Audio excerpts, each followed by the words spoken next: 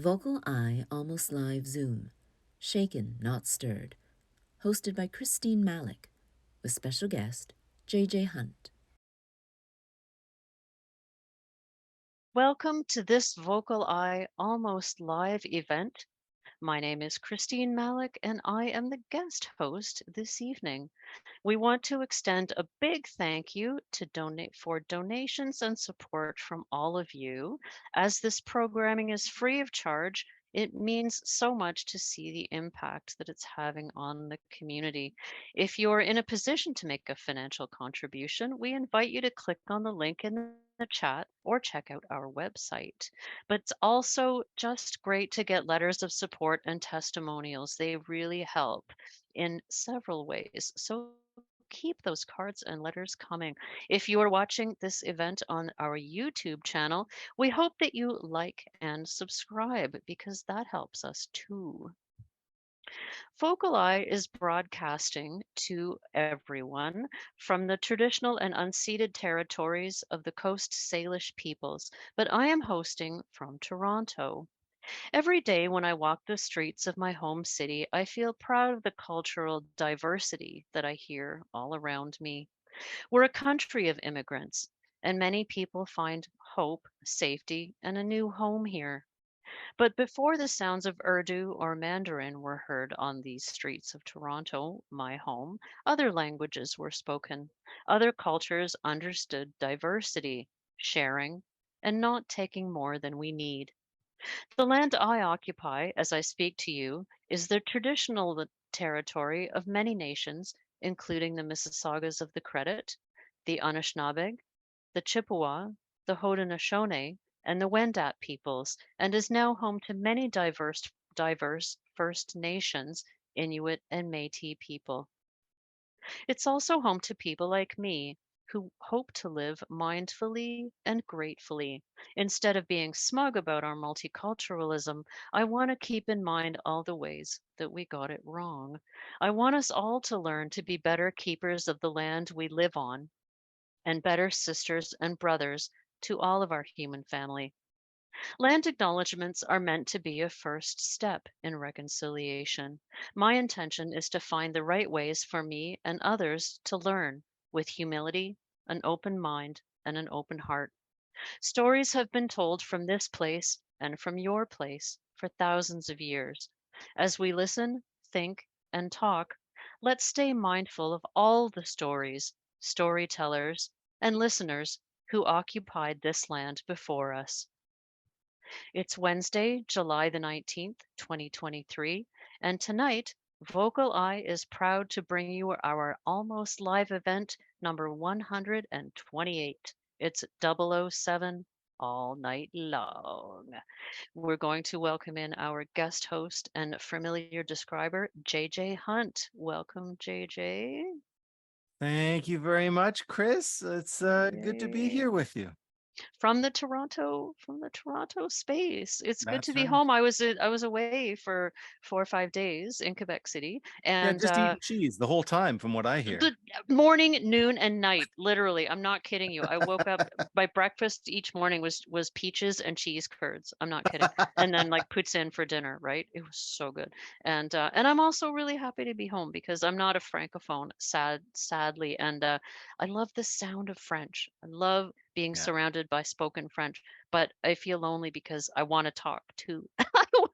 I want to Yeah. just open my mouth and have the French flow out, and it doesn't happen. I still tussle. So it's nice to be home where there's many languages I don't understand instead of just one. Yeah. Do you ever have that? I think we've talked about this before. Sometimes when I go on a walk in the city, I like to, I think, you know what, today I'm going to try and count all the different languages I encounter on this walk. Yeah, and not that I would ever get it totally right. Like if I'm hearing Ukrainian and I'm hearing, uh, Yeah, Polish, am I really going to know the difference? Probably not, but I'm going to try. And yeah. usually somewhere, beyond my 10 fingers is when I lose count. And that doesn't take very long. That's, depending Isn't on it what neighborhood you're beautiful? walking in, 10 or 15 minutes. I love that experience of hearing all the different languages. Like you said, uh, Yeah, yeah. you You know, know what in else I love? And French does this too. and I love it in French too, but you'll hear someone speaking Urdu and then they'll throw in a phone number in English. Yeah. Or they're speaking Portuguese and they throw in a little, okay, see you later at the end. And the way languages just mash up together in daily life out on the street, I really enjoy that too. Yeah, that's really fun. If you play with the dial on your radio as well, and you get to all those Yes. different radio stations, Yes. there's some fascinating DJ talk in those half and half languages. Like, I like you say, know. Urdu-lish, they'll call it, Right. half Urdu, half English. And it's incredible the way that it flows. And what I love about that is not just, of course, you have to think this isn't just the person who's speaking who is using this Urdulish. It's everyone listening. That, Yes. like, this Yes. is a community of people who can, phase in and out of the two languages so seamlessly, Oh, I'm create so new words. envious. Yeah, Yeah. it's wonderful.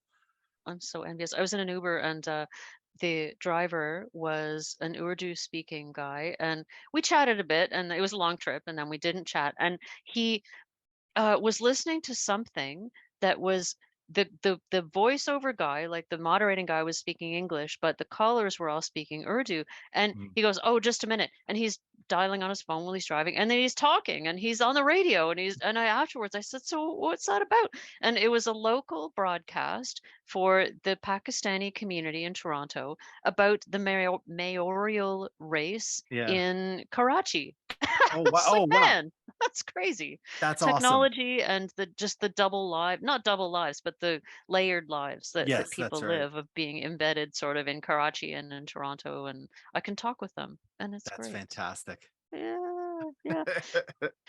So JJ, what are you working on professionally these days? What's your work summer looking like? Oh wow, I got a whole bunch of stuff going on. I got some graphic novels that I'm describing. I've got some museum work, doing lots of training sessions, which is really interesting.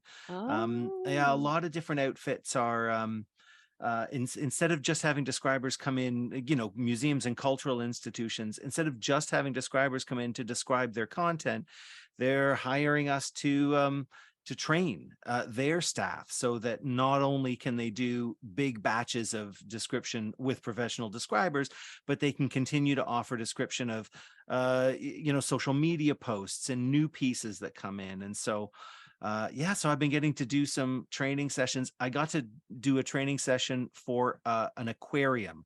That was a first for me. So trying Ooh. to explain how to do a tactile tour, but not of tactile replicas, but of live animals. That was new. I'd never done that before. So that was Oh, pretty cool. oh my gosh, like live, I don't get it. It's an Like aquarium. the touch tank. Sometimes if you go to an aquarium, they'll have a tank where you're allowed to put your hands in and, feel the sea cucumber and whatnot. Ew. Ooh.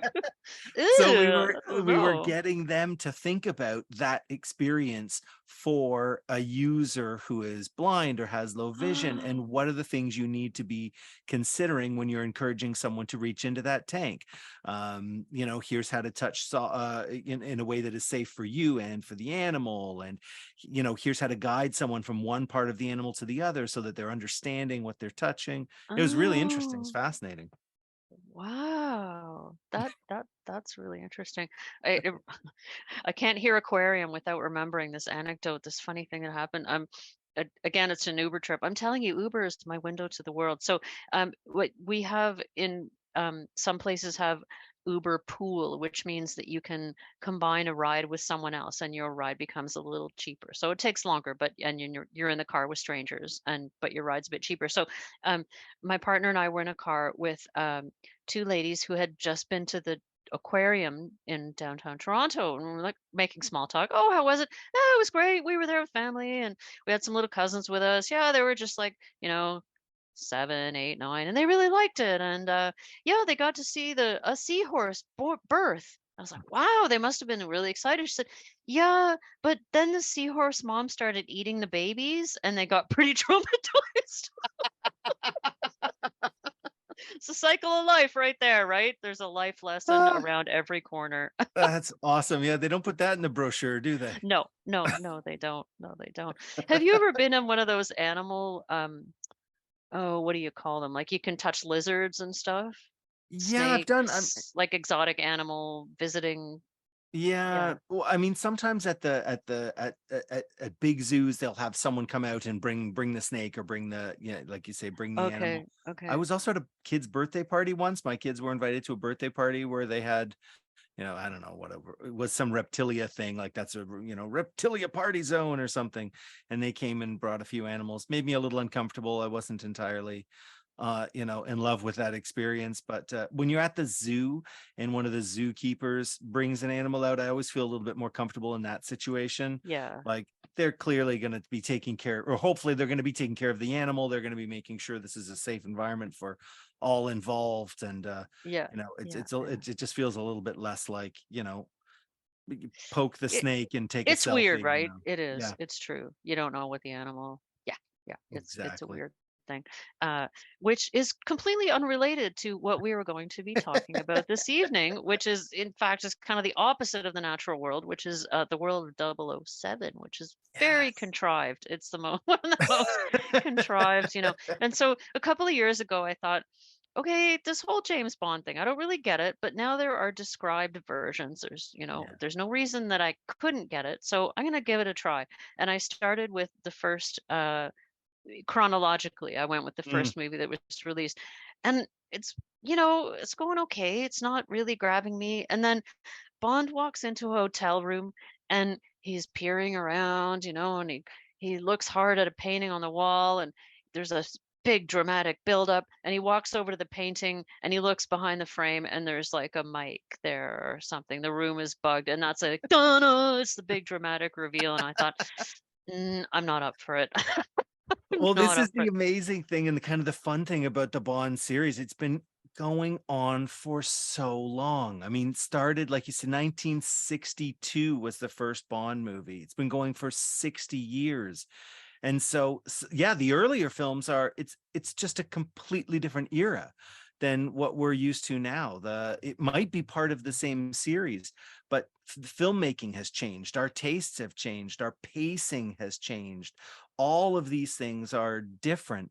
So, when you look at the Bond movies from beginning to end, you look at the catalog of Bond films, not only are you looking at each individual movie, and like we're going to be describing tonight, some of the characters, some of the costumes, some of the sets and stunts.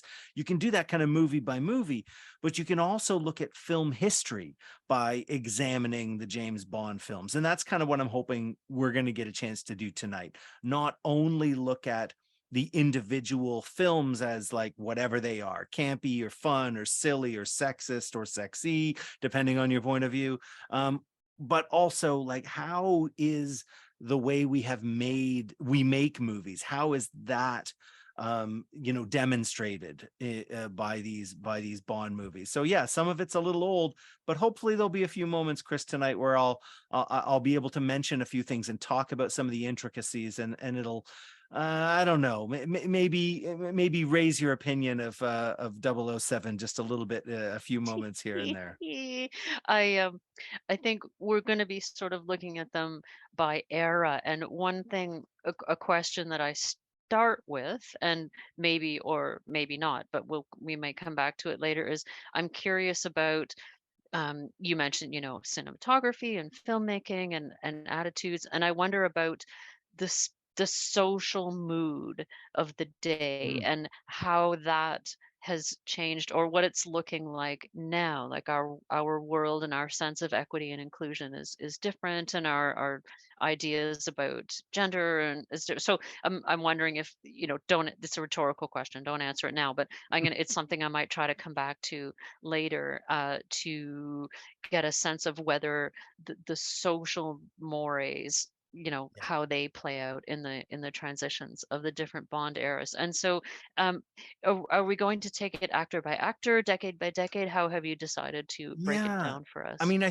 think going kind of Bond by Bond is the best way to do this. And there are a little, yeah, we have to group a few of them together. And frankly, we're going to skip George Lazenby, who was a very short-lived one movie Bond, just because we've got 25 movies to get through 60 years of film in under 90 minutes. So we're going to have to take a few shortcuts. But we're going to start with like Actually, we're going to start with before Bond, because in order to understand where Bond comes from, you kind of have to understand where spy movies were when Bond existed. So the spy movie genre began with the onset of World War I, and then grew in popularity through the 1930s, 40s, and 50s with things like World War II films and the early Cold War spy movies. We're talking like black and white movies that took their visual style, their cues from film noir. And then 1962, Dr. No, the first Bond movie, the Sean Connery movie, this would be the one that you saw, Chris. This was when it came out, 1962, and it completely turned the spy movie genre on its head. Bond, even though now it seems quite slow and like really the big reveal is there's a camera behind the, then in 1962, it was amazing. It was fresh. It was funny. It was campy. It was really light. And so they had taken a lot of the film noir stuff and turned it on its head. The film noir era suits that the men would have worn, those became tuxedos, right? The femme fatales in their slinky dresses, they became Bond girls in bikinis. The whiskey and shadowy bars that you would find in film noir, those became martinis on the beach or in the casino. And I think one of the best ways to hear this transition from film noir into kind of campy poppy James Bond is by listening to the theme song. Now, music is more your thing than mine, so I'm a little bit out of my lane here. But if you listen to that song really carefully, you'll hear some interesting things. So first of all, the James Bond theme song composed by Monty Norman for the first Bond film and has been used in every Bond movie since. It's probably the most well-known piece of cinematic music ever recorded. And it's got this big band, the big band sound, right? Like it's often played by a big orchestra, very noir, the big band era. But then listen to those swinging horns, right? That's pretty 60s. The dark rumble of the electric bass, boom, boom, boom, boom, boom, boom, boom, boom, boom. It's a very sinister sound, but the bass, it's a really funky instrument, right? That's kind of a 1960s funk sound. Those silky, suspenseful strings, the again, very noir, but if you listen carefully, underneath those silky, suspenseful strings, there are bongos being played.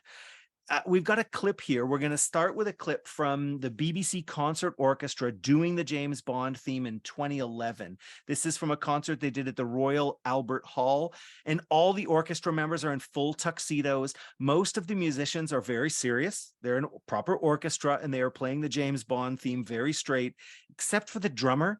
The drummer, who is probably usually a percussionist who gets to, like, you know, tap on the triangle or, you know, hit some cymbals every once in a while.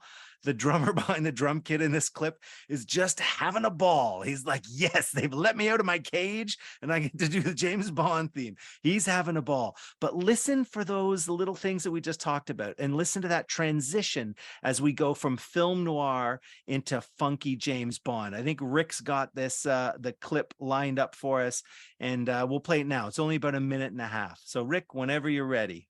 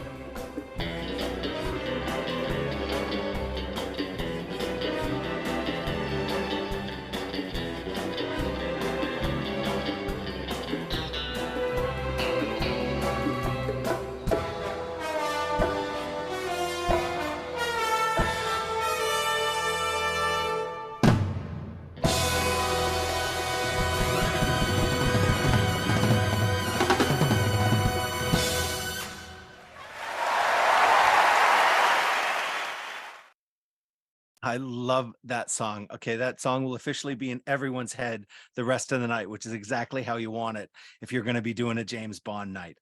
All right, so we start the James Bond era, this transition from the film noir into this kind of funky new spy, this very suave spy.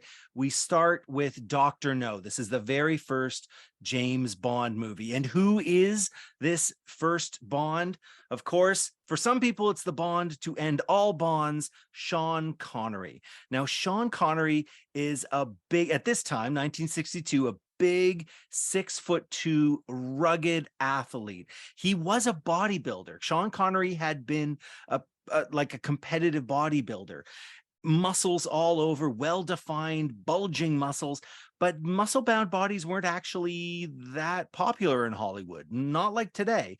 In that era, you didn't want like a muscle-bound body. It just wasn't the thing. So for this role, and for acting in general, Connery toned it down. He toned down his muscle definition, and he just went down to a solid athletic 6'2", but no six-pack abs or anything like that. So Connery, a white man, often tanned skin tone, square jawline, strong nose, and very pronounced eyebrows that have this really interesting curve down to his temples at the sides of his head.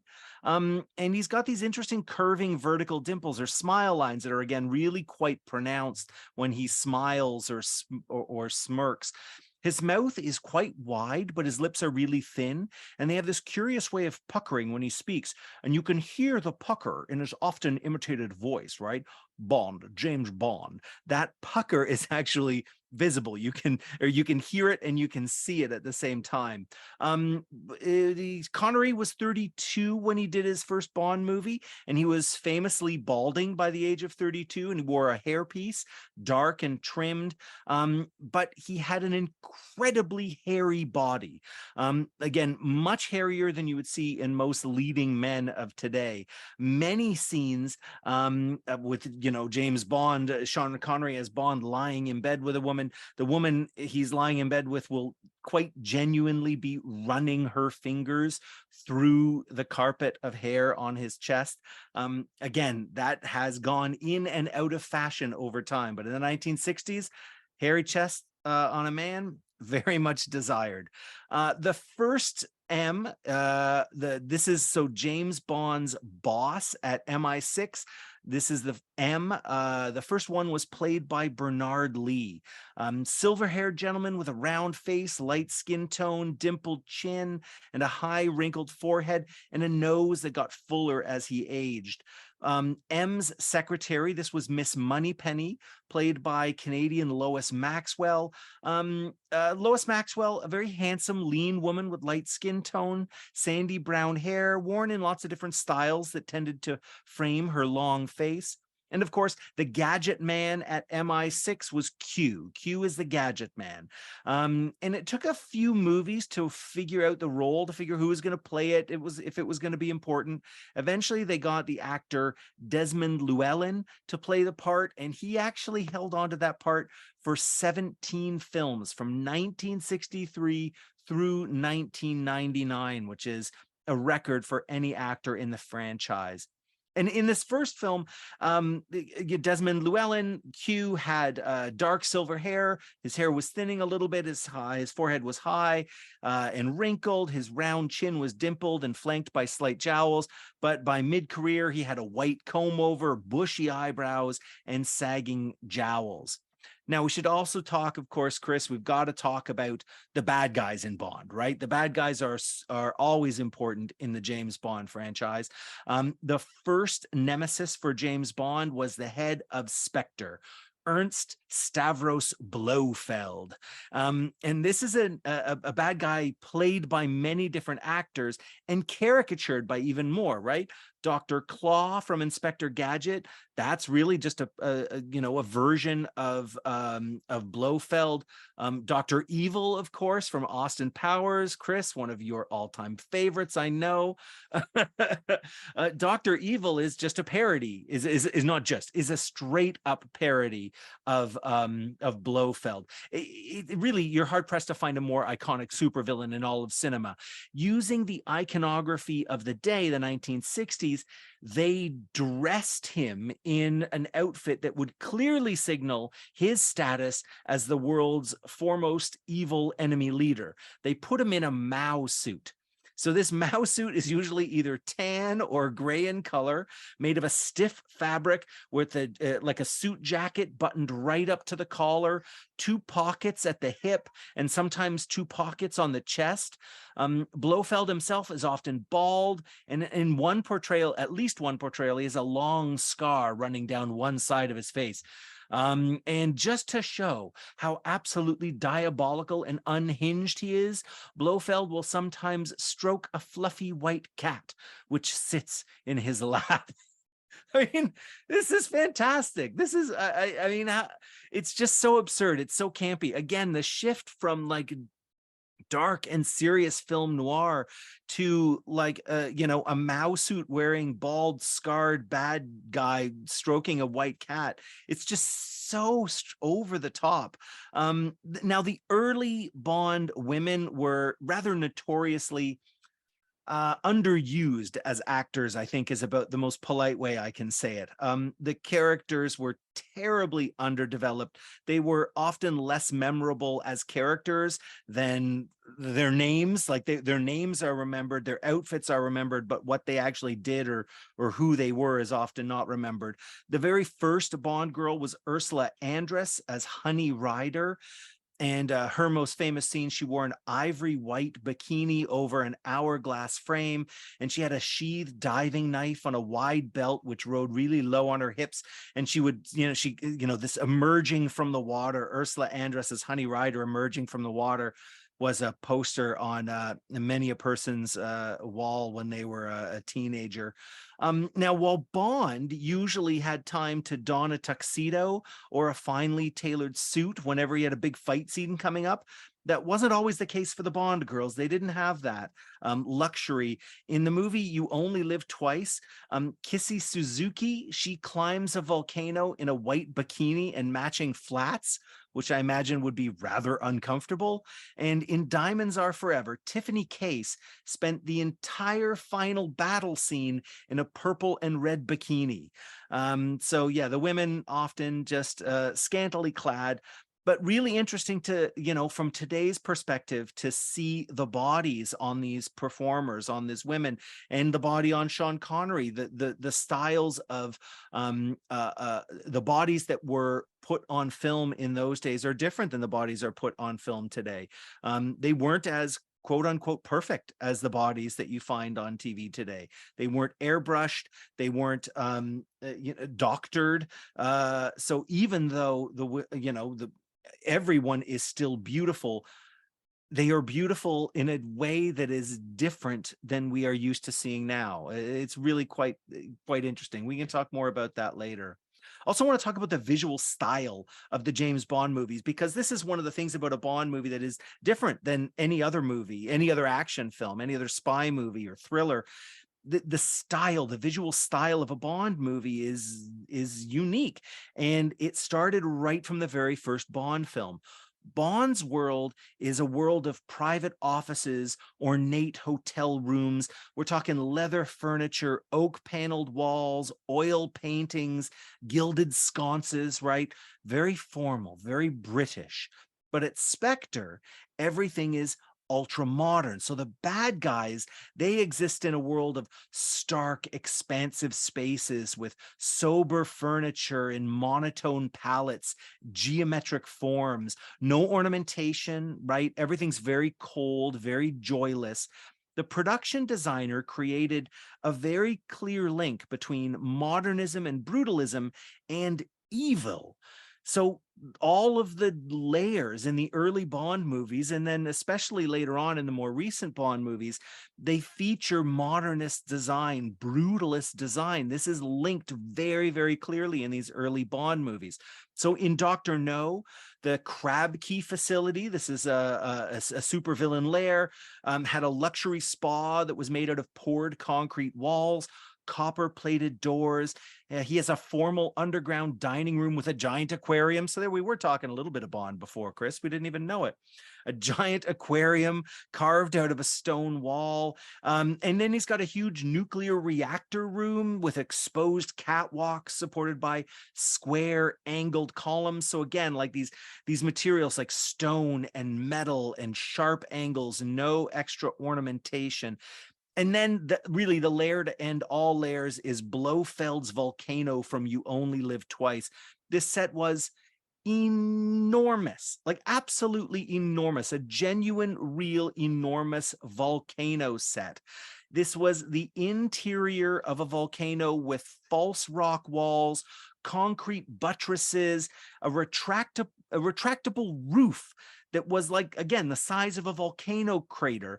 From the sunken floor to the domed ceiling, this set was over 10 stories tall. It actually featured a working monorail. It had a helicopter landing pad and full-scale stainless steel rocket on a launch pad, a full-size rocket. And this is, again, the next element of this Bond movie phenomenon is escalation, the pacing and the escalation. So the idea that you would have an actual rocket on a launch pad in a spy film, that's the kind of escalation I'm talking about. It's really interesting how much of the style was so clearly established right from that first movie and how much it's changed over the years, right?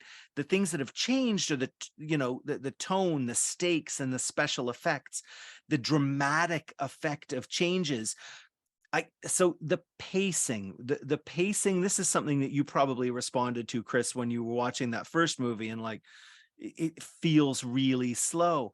But the fact is, the pacing in those early Bond movies was really something for the day. It was really quite fast for the day. In the 1950s, an editor in a movie would change shots on average every 9 seconds. So, Bond walks into to M's office, then you cut to Bond sitting in a chair, then you cut to M pouring a drink. Then you cut to Bond crossing his legs. So in the 1950s, those cuts would occur every 9 seconds on average. In Dr. No in 1962, those cuts came every 6.6 seconds. So you've cut over like 2.5 seconds off of your average edit time. And then by the end of Sean Connery's run in the early 1970s, it was every 5 seconds. So your edits are happening really quickly, relatively quickly, from 9 seconds in the 50s down to 5 seconds in the 70s, which makes a huge difference. And then, like I said, the escalation. This is one of the big reasons for the success. With every movie, the cars get cooler, the sets get more exotic, the action more outrageous. The very first Bond fight scene in Dr. No, he throws a total of one punch. One punch. That's the very first Bond fight. And then in the second movie, in From Russia with Love, there are a slew of weapons from a gadget-rich briefcase, and they are deployed in a 2-minute brawl that took weeks to film. So we're already, from film 1 to film 2, escalating. You got to escalate the violence. You got to have more outrageous gadgets. And this is only from film 1 to film 2. In Dr. No, they used a real tarantula. They used a tarantula spider in an assassination attempt. So then in the next films, they're like, what are we going to do? How are we going to up the ante? So what's more frightening than a spider? A shark.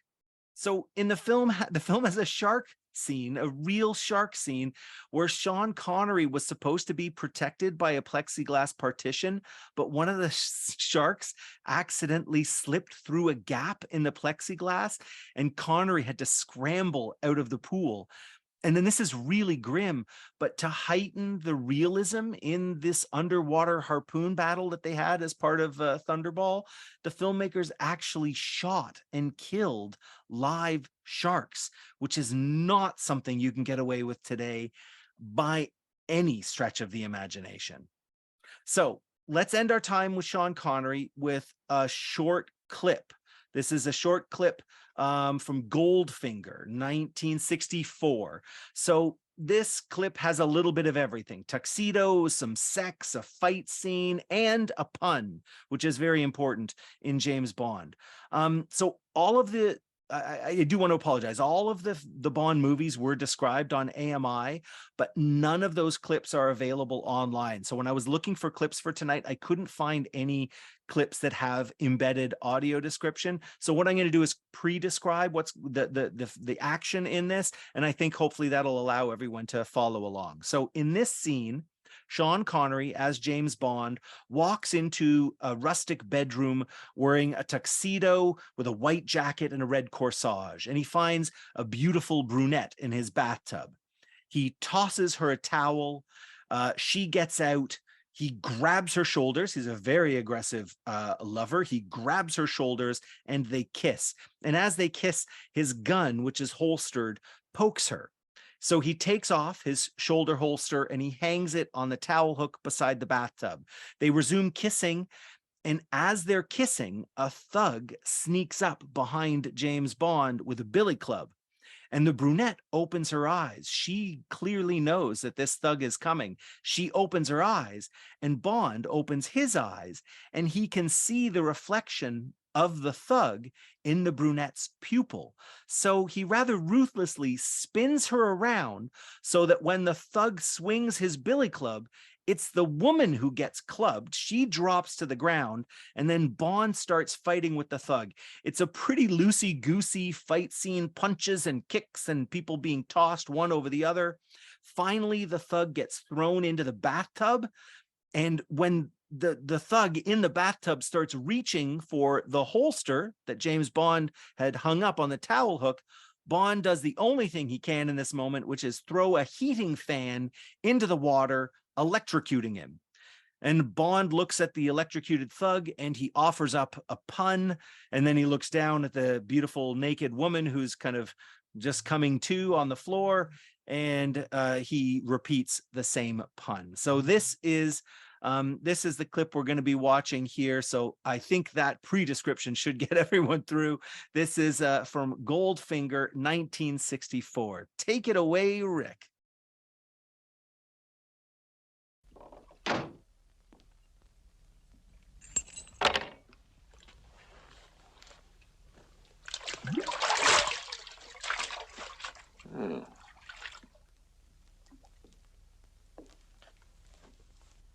Oh, Forgive me. why do you always wear that thing? I have a slight inferiority complex. Where was I? Oh, yes.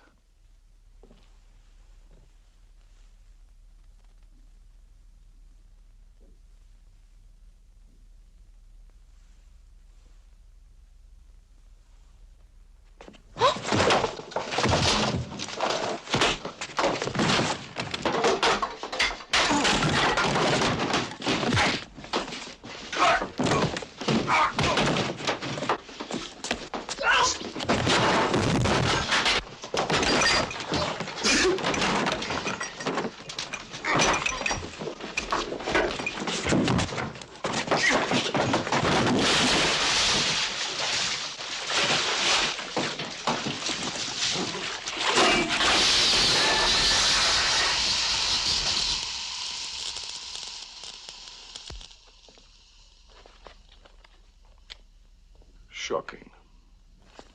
Oh. Positively shocking.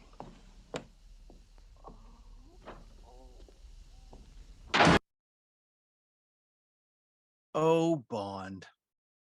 So Oh. that's the Sean Connery era. I have a couple of questions about the villains. First of all, I just have to make the connection because I'm obsessed with Austin Powers. I didn't know that Blofeld had a cat. like Mr. Bigglesworth. It's like Yep. Mr. Bigglesworth. It comes directly from Bond. Directly taken, lifted right from. When you say a Mao jacket, Yeah. is it really a jacket like Chairman Mao? Like, is that what they're going for? That's exactly it. And it's lifted directly. Like it's not even slightly styled after. It is just one of his jackets. So there's no subtlety to it. You want to make a clear visual link between your bad guy and the most evil bad guy that anyone can think of in the day. You just put him in his clothes. I mean, it couldn't be more clear. But I bet that greedy villain isn't a communist. I bet he's not. No, Just a guess. Just he's a not. guess. He's not a communist. Not a No. communist. And did all the villains have accents? Yes, well, I mean, so it's kind of awkward, and I mean, we just have to call it out. It's really racist by today's standards. So not only do they all have accents, well, sometimes they don't even have the proper accent. The one of the very early villains was actually a white man, a Montrealer, a guy from Montreal, playing, I believe he's supposed to be Chinese, but he's just not. They just paint on a little bit of extra, they draw a little line in the corner of his eyes. Like it's just flat out racist. It's funny though, this is a really interesting thing. I've talked about this with some of my description colleagues. How do you draw attention to that in the description? Because as a sighted audience member knows, obviously this is not obviously this is a white person who is playing someone of a different race. This is understood. How do you convey that in the course of your audio description without breaking the flow, without breaking that wall? It's interesting. Did you find a way? Did you ever try to work it through just for your own entertainment? Like, yeah, I mean, I've tried to come up with a few ways to subtly indicate, but sometimes you just really want to say, this is a white dude. You can't, but you really, I mean, that's honestly where things like this come in, where having pre-show notes or having these breakdown videos or breakdown podcasts, that's the kind of the best place for it. Because then you're not just trying to subtly say. There are moments when you want to subtly, we've talked about this. How do you subtly say that a spaceship in a 1950s movie that is, flying across, you can use words like wobble or something like that. But this is not subtle. I don't want to be subtle about this. I just want to say it. I just want to name it so that we can all understand it and move on. And that's where moments like this, I think, are best. Oh gosh, that is so rich. We should do a whole event just about that. Oh yeah. That's really complicated. So we're gonna move on. Who's the next Bond era dude? Yeah, so we move into the Roger Moore era. And so this was really interesting. Sean Connery had set the stage. They had set up all of the design principles. They had set up catchphrases, Bond, James Bond. They've done all of that. But now is a new Bond. And so they also want to make it new. They want to make it fresh. And so what they do is they come up with a even campier, more like a sillier, more humorous James Bond. And really Bond as the James Bond franchise becomes aware of its pop culture status, and they start to play with that a little bit, which is interesting. So let's start with Roger Moore. I think, Rick, you've got some pictures that we have of Roger Moore as James Bond. I'm not going to be describing any one of these images in particular, but this is kind of a collage of Roger Moore in 4 different James Bond outfits that we've got on the screen here. Roger Moore, a dashing, tall, somewhat athletic man, light skin tone, dark brown hair, which may or may not have all been his, worn generally shorter at the sides, and with a side part, sometimes swooping bangs, depending on the era. Roger Moore had a wrinkled forehead, a round mole on his left cheek that was quite close to his nose, and bright blue eyes. He has thin lips, a dimpled chin, square jaw. Those were often held quite tight. but he regularly smirked. He loved a smirk, pulling a slight smile to one side that left curving laugh lines on his left cheek. Now, Moore was an avowed eyebrow actor, and he actually talked about this in interviews, that most of his acting was done with his eyebrows. He would make fun of himself and his acting style. So really, if you'll often hear describers talk about an actor's eyebrow. He raises his eyebrow, she shrugs her brows. You'll hear a lot of that in any described Roger Moore James Bond film. And his take on the character was really, like I said, quite a bit different from his predecessors. Connery was certainly charming, but his commanding presence came from his intensity and his physical stature. Sean Connery really hinted at a violence that was right under the surface. And that's as much about the man as it is about the character. Roger Moore's version of James Bond, his commanding presence was related to his class and his charm, right? Sean Connery liked a good pun, as we've just heard, but Roger Moore's Bond was far more comedic, far more affable. Roger Moore actually summed it up by saying, Sean Connery played Bond as a killer, and I played Bond as a lover. So in the Moore era, it was less about having a single arch nemesis. So there wasn't as much of an emphasis on Blofeld. It was more about these amazing henchmen. So Knick Knack was a henchman that a lot of us remember, played by Hervé Villechaize. This was Tattoo on TV's Fantasy Island. Villechaize was under 4 feet tall, medium light skin tone, and in the movie, he wore a formal servant's suit with black tails and a bowler hat. This was actually a bit of an homage to a predecessor henchman from the Sean Connery era, Odd Job, who was a very big, broad-chested, I think he was a wrestler who had a bowler hat, and he would whip it. His hat was a weapon somehow. So Villechaize was kind of playing homage to Odd Job in his portrayal of Knick Knack. And then there was a Grace Jones as Mayday. Grace Jones, just an awesome 1980s character and actor and performer, a very striking, tall, lean Black woman, dark skin tone, long, very muscular limbs, flat top haircut, and outrageous angular cheekbones. Like you looked like, if you got in there too close, those cheekbones would cut you. And her fierce physical presence and her intensity was genuinely intimidating. But the most popular of all Bond villains, I think, before and after, the most popular Bond villain of all time, Jaws. Jaws was played by Richard Kiel. He was in The Spy Who Loved Me and in Moonraker.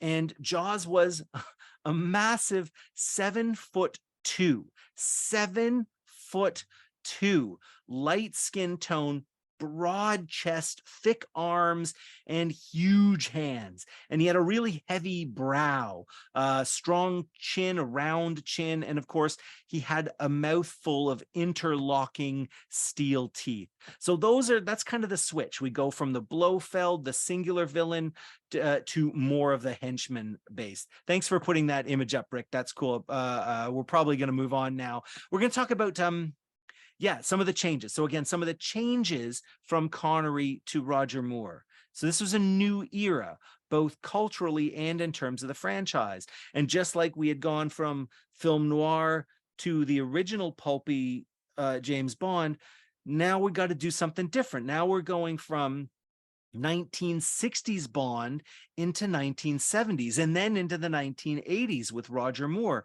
So from a design perspective, we went from the staid 1950s conservatism, right, of film noir into Sean Connery and the swinging 60s. And then in Roger Moore's time, we're going into individualism and casual chic of the 1970s. And then we get into the computer tech and hyper consumerism of the 1980s. This is a bit of what you were talking about earlier, Chris, the way that the culture, the norms, the social norms, the ethics of the era of the time are reflected in the various Bonds. And one of the ways that this comes out, especially in the 1980s, the consumerism of the 1980s, this is the era when we get all of the well, not all, but some of the most amazing, ridiculous, crazy gadgets. So there's a ski pole gun in The Spy Who Loved Me. There's a shark inflating pellet gun in Live and Let Die. There's a personal submarine disguised as a crocodile in the movie Octopussy.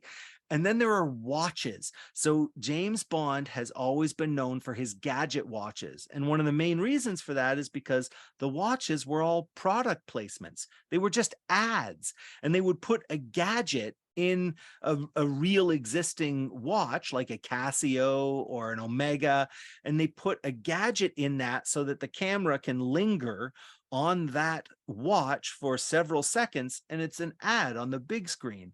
So the gadgets that Roger Moore had in his watches, he had magnetic field generators in his watch. He had a buzz saw. He had a teletype machine, a dart gun. He had explosives. He had a two-way radio. He had tracking devices. And the most absurd of all, a TV. I mean, a TV in a watch. Can you imagine such an amazing futuristic thing as a television in a watch? My goodness. So the Roger Moore era got really downright goofy and silly, and some people really liked it and some people hated it. But this is, for a lot of us, for me, this was my childhood Bond, was Roger Moore. This is the first Bond I remember. And some people say the Bond that you're born with is, there's nothing you can do about it. He's just the Bond you're born with.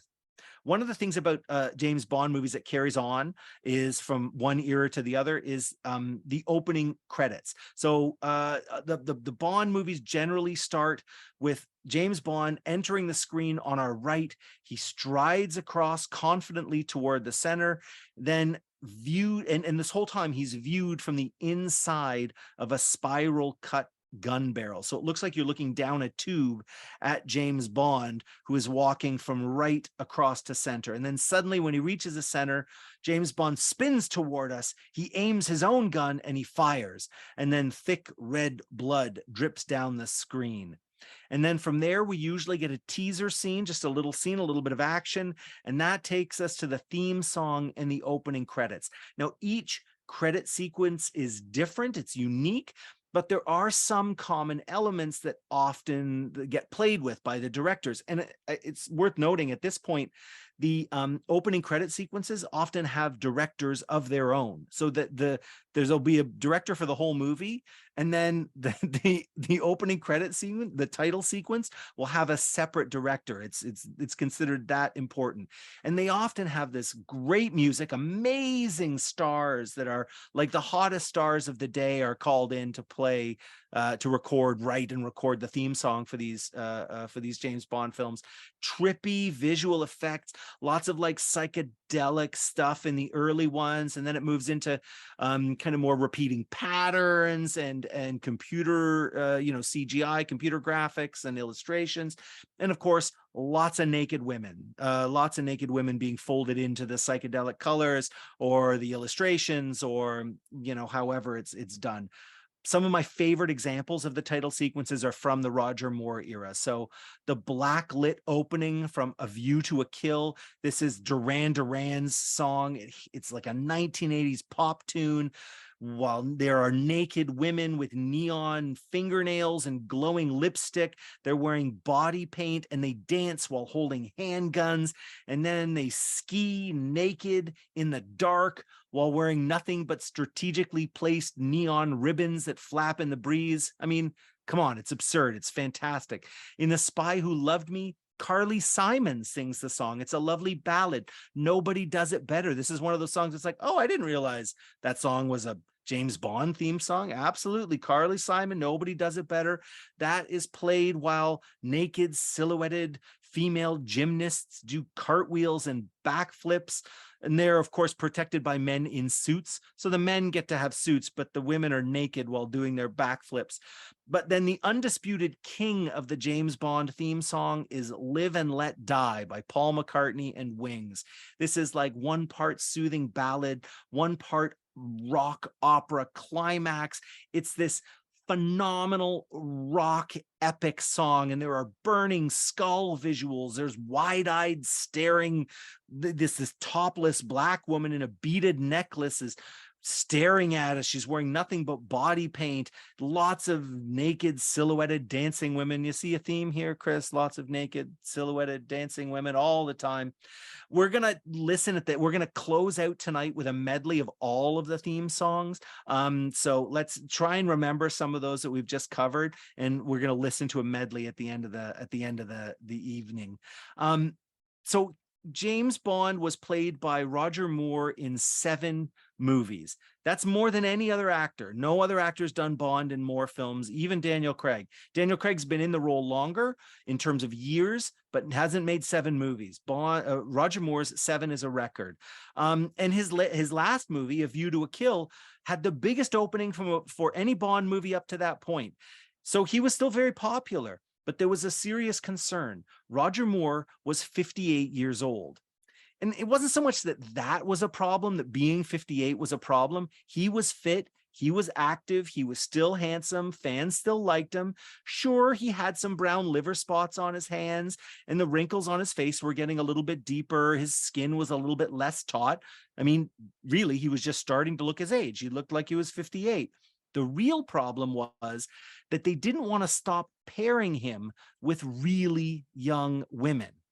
In A View to a Kill, Roger Moore meets a character named Jenny Flex, and she is dressed in a formal riding outfit, a black fitted coat, tight white pants, knee-high leather boots, and they have this very flirty exchange, and he talks about spending a lot of time in the saddle and enjoying an early ride, like very flirty and lots of innuendo.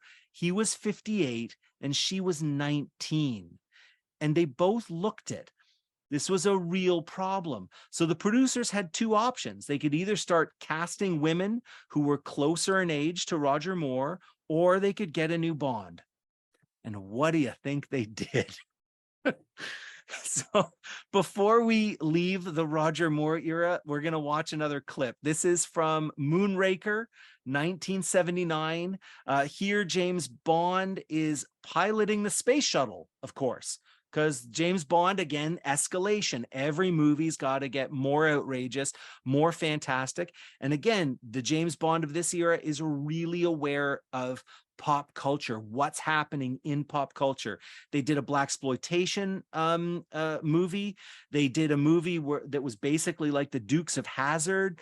And this one was their space shuttle movie because everyone was excited about the space shuttle. So James Bond in this clip is piloting the space shuttle with an astronaut named Holly Goodhead. And they are using a laser to destroy balls full of nerve gas that are hurtling through space toward Earth's atmosphere. And they finally destroy the last ball of nerve gas, and headquarters celebrates. Everyone's very excited. They've got Central Command who's watching on their monitors, and they decide to turn on the space shuttle's onboard cameras so that they can thank James Bond and Holly Goodhead directly. But of course, what do they find? Our heroes are canoodling under floating covers in zero gravity. So this is about a 3-minute and 30-second long clip. Rick, take it away, my friend.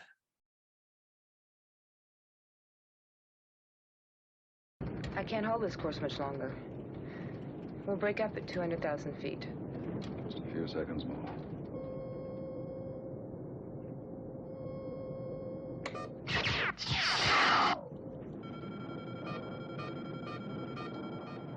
Automatic firing system negative. Must be the heat. Switching to manual.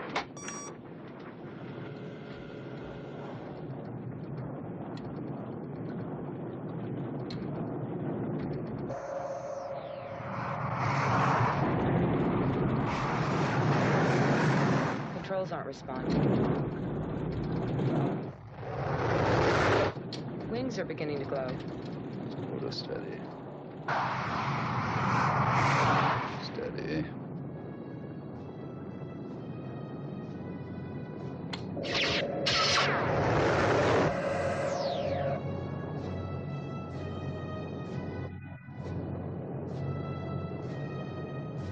It's entering the Earth's atmosphere. James, this is our last chance. Steady.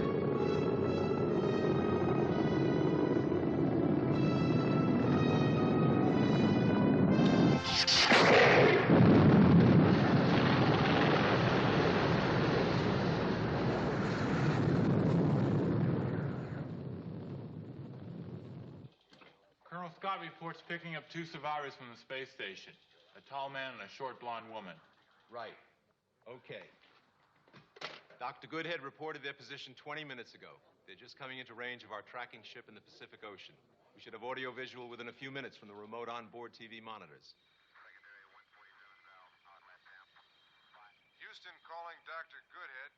Houston calling. Confirm your position.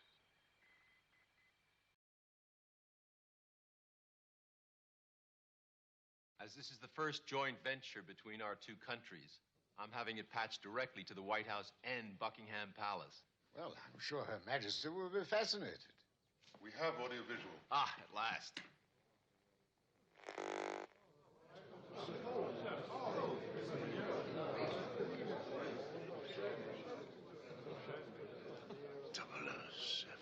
My God, what's Bond doing? I think he's attempting re-entry, sir.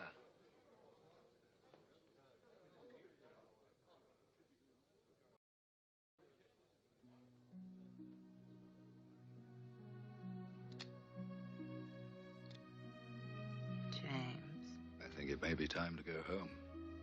take me around the world one more time. Why not?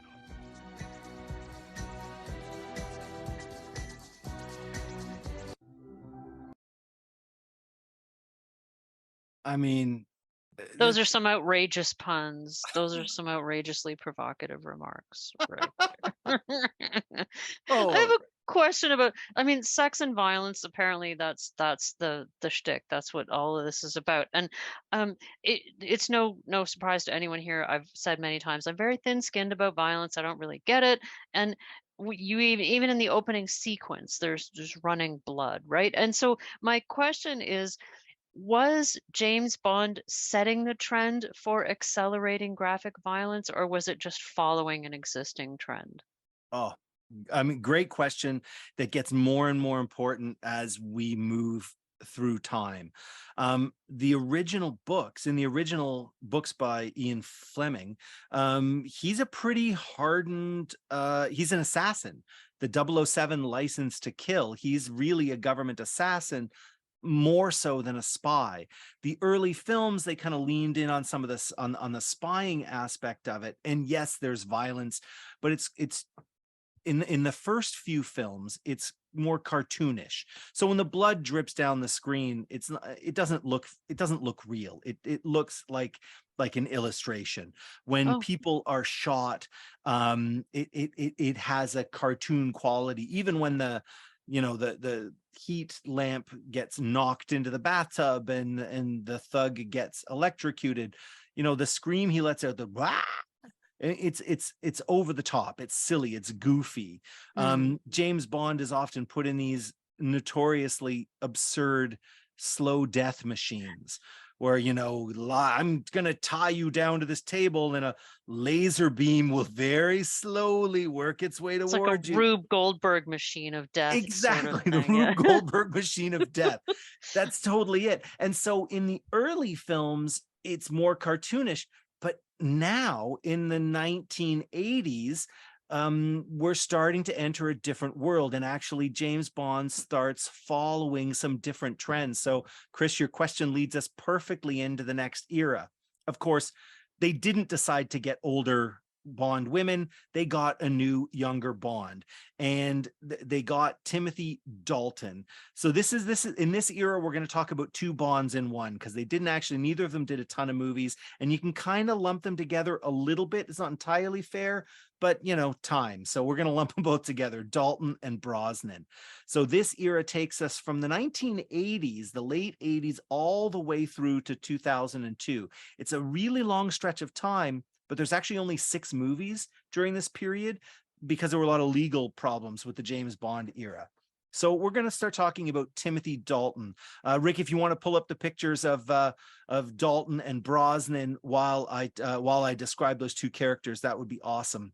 Timothy Dalton was a tall, slight man, light skin tone, dark brown hair. This is very much the mode, right? Bonds up until Daniel Craig, they were all tall, slight, white men with dark brown hair. And then the big change was when Daniel Craig moved in and they went to a blonde man who was a good-looking white guy, but with blonde hair, but oh my.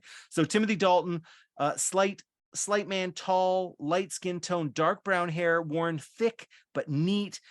He has a slight widow's peak that was visible when his hair was combed back, not so much brushed to the side. Somewhat angular face, again, a very strong jawline. He's got a cleft chin and dimple lines on both cheeks. He has narrow green eyes that sit beneath thick, dark eyebrows. And he often has he locks eyes with fellow actors with real intensity. Now, Pierce Brosnan, who was the next Bond after Timothy Dalton, similarly tall, dark, and handsome, but he had more of an athletic build than Timothy Dalton, who was quite slight.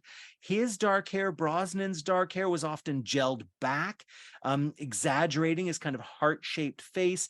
But a few of his locks would often spring out to tickle his wrinkled forehead. While Dalton's gaze was intense and seemingly unending, Brosnan's gaze was used a little bit more sparingly. At his most serious, Brosnan would knit his brow, narrow and tighten his lips, but as often as not, there was that smirk. We've talked about this smirk before with Bond, and Brosnan played with this a little bit. The smirk at the corner of the mouth and in the eyes. With Brosnan, it looked like he was almost playfully telling us that he was in on the joke, an acknowledgement from the actor as well as the character that he kind of knew this was campy, knew it was a little bit fun. Maybe that's just me reading into it, but I've always felt that with Brosnan. So in this era, there were some other important changes in the supporting roles too.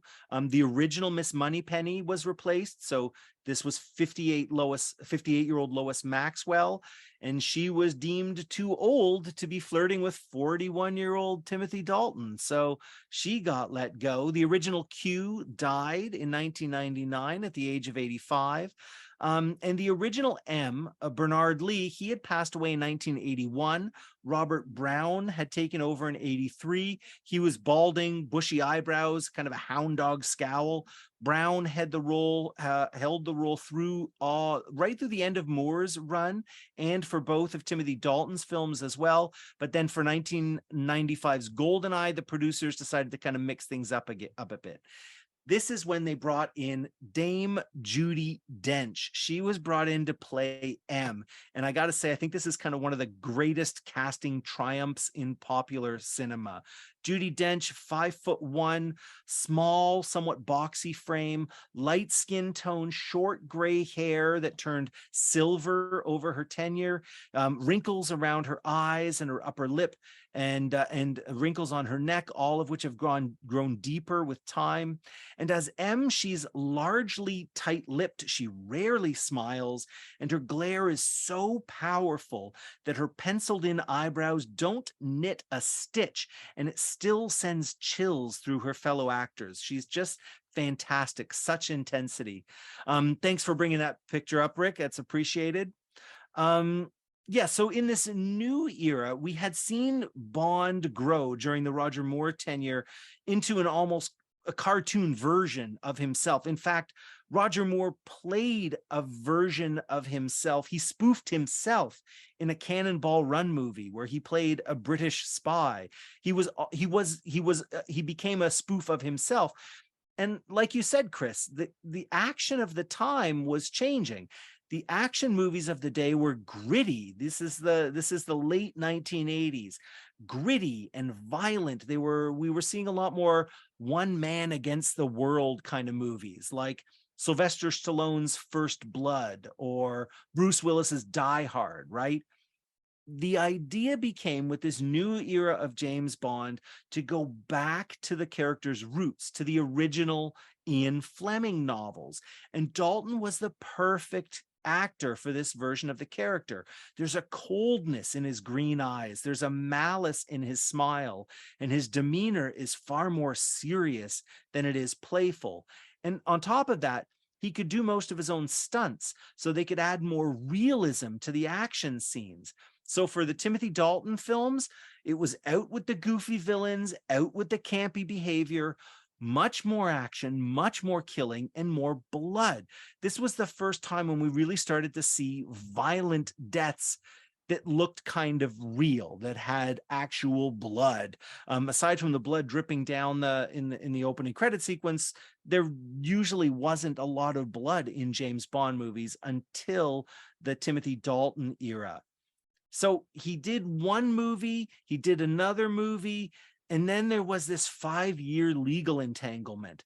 So after only 2 films, and then 5 years with no James Bond, they decided they needed to change it up again, because the critics, some of the critics had liked this gritty new Bond. Some people liked that he had gone to this kind of, Bruce Willis, Sylvester Stallone kind of character, but it wasn't selling very well at the box office. So they brought Pierce Brosnan in and tried to kind of combine all the best of all the Bonds. With Pierce Brosnan, they tried to get some of that kind of silly charm, that over-the-top suave of a Roger Moore, but a little bit more of that intensity from the Sean Connery, like the physical presence, and a little bit of that violence from the Timothy Dalton era. They tried to package it all up into a modern kind of return to the spectacle, the visual design of the golden era. They tried to package all of it together, and I gotta say, it worked. The first movie they did was GoldenEye. And GoldenEye opens with this moving camera shot of a small plane flying over an enormous gray concrete dam, 720 feet tall, 1,200 foot long dam. And the scale, the color, the stark, flat expanse of concrete imposing its will on the river and valley. It's very brutalist, right? It reminds us right off of this Blofeld lair, right? And then a figure in black sprints across the top of this gently curving dam.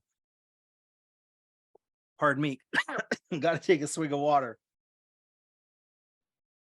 A figure in black sprints across the top of the dam, and he's got a looped rope slung across his chest. When he reaches the middle of the dam, he hooks a carabiner onto the railing, and then he hooks another one onto a leather strap that's secured to his boot.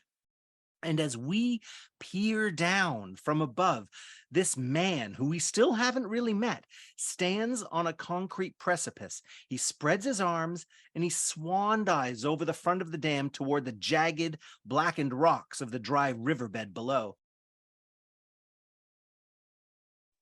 The filmmakers, they switch camera angles and they give us both a wide shot and then an extreme wide shot, which shows off the man in black's swan dive form, the vast, dirty concrete dam behind him. And all of this, by the way, is silent except for the whistling of the wind. This man in black falls 10 seconds before the bungee rope that he's secured to his ankles snaps taut. He pulls out a harnessed pistol, he aims it down, and he fires.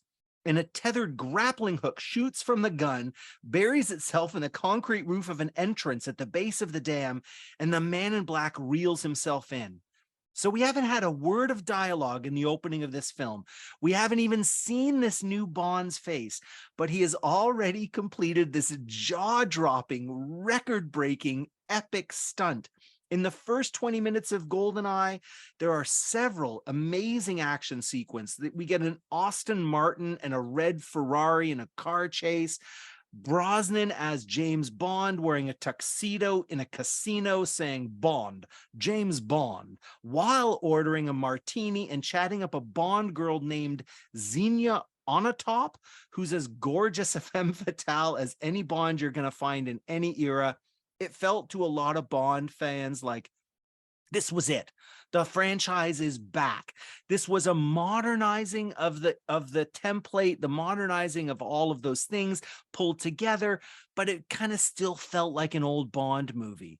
And one of the interesting things that they tried to do was create tension and conflict inside MI6, right? In the Brosnan years, they wanted to break up the rigid plot structures of the original movies and add some tension that would carry over from film to film. And that very much sets the stage for the Daniel Craig movies as well. And to be fair, they had some more interesting women. not all of the women in this era are, given fantastic parts, but some of them are given some pretty interesting parts. In Tomorrow Never Dies, Brosnan teams up with Michelle Yeoh. Michelle Yeoh, a now very famous Oscar-winning Malaysian actress, famous for her mastery of cinematic martial arts. She does her she does her own stunts in Hong Kong action films. She's a very handsome, fit, small woman with long dark hair, muscular arms, and serious skills, like really far superior than to any actual Bond actor who's in any of these movies. In Die Another Day, you have Halle Berry as Jinx. And when we first meet Jinx, she is who's an undercover spy. She's rising out of the Cuban surf wearing a pumpkin orange string bikini top with a white knife belt across her hips. A very clear callback to Honey Rider, the very first Bond girl from Dr. No. And then there's Barry, a stunning brown-eyed, black-haired, black woman. She's got medium skin tone, and she runs her fingers through her short black hair. She sachets out of the water, swinging her hips. I mean, Halle Berry, Michelle Yeoh, some great actors given some work to do, some interesting contributions to the films, not just there as eye candy, which is great. Not universal across the era, but some good parts for women finally. So during this Brosnan era, the franchise turns 40. At this point, the franchise has invented and reinvented the genre and itself several times. And Brosnan's last movie, Die Another Day, again, hugely profitable. But at this point is now starting to look tired again and old-fashioned again. This is a thing with these Bond movies. They do a couple of movies with the same actor, with the same vibe, the same concept, and we get tired of it. It starts to look dated. It starts to look old. And that is especially true at the end of the Brosnan era because there was a new spy, a new assassin on the scene that we're going to talk about in just a minute. But before we do, let's wrap up this era with a great scene between Judi Dench and Pierce Brosnan as James Bond. This is one of their very first meetings in M's office. There's not a lot of pre-description that's necessary in this one. We're in M's office. It starts with her hanging up her phone. At one point, M presses some buttons and a panel slides up behind her desk to reveal a photo on a computer screen. But other than that, this is mostly dialogue between the two, Pierce Brosnan as Bond and Judi Dench as M. So Rick, when you've got it all pulled up, we'll check out this scene, a bit of dialogue from the new era of conflict and tension at MI6. Very well, sir. Thank you. Good night. The Prime Minister's talked to Moscow. They're saying it was an accident during a routine training exercise. Governments change. The lies stay the same. What else do we know about the Yana Syndicate? Top-flight arms dealers headquartered in St. Petersburg. First outfit to restock the Iraqis during the Gulf War. The head man's unreliably described. No photographs. The woman on the top is our only confirmed contact. Would you care for a drink? Thank you. Your predecessor kept some cognac in the top. I prefer bourbon. Ice? Yes.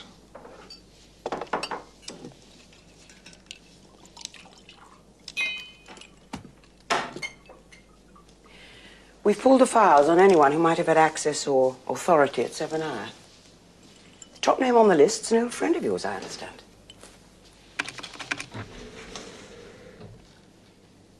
Oromov. They made him a general.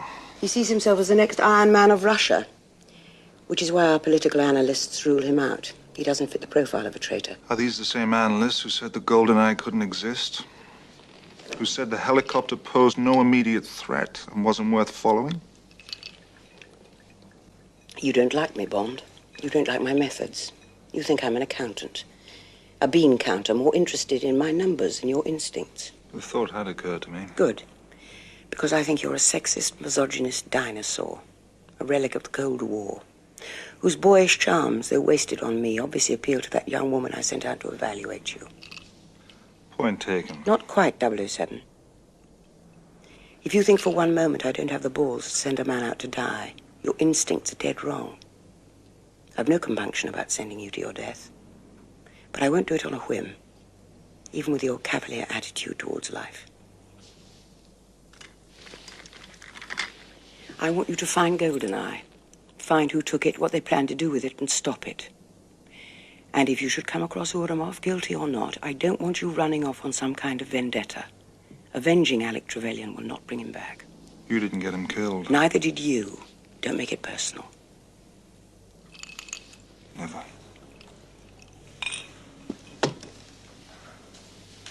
Bond?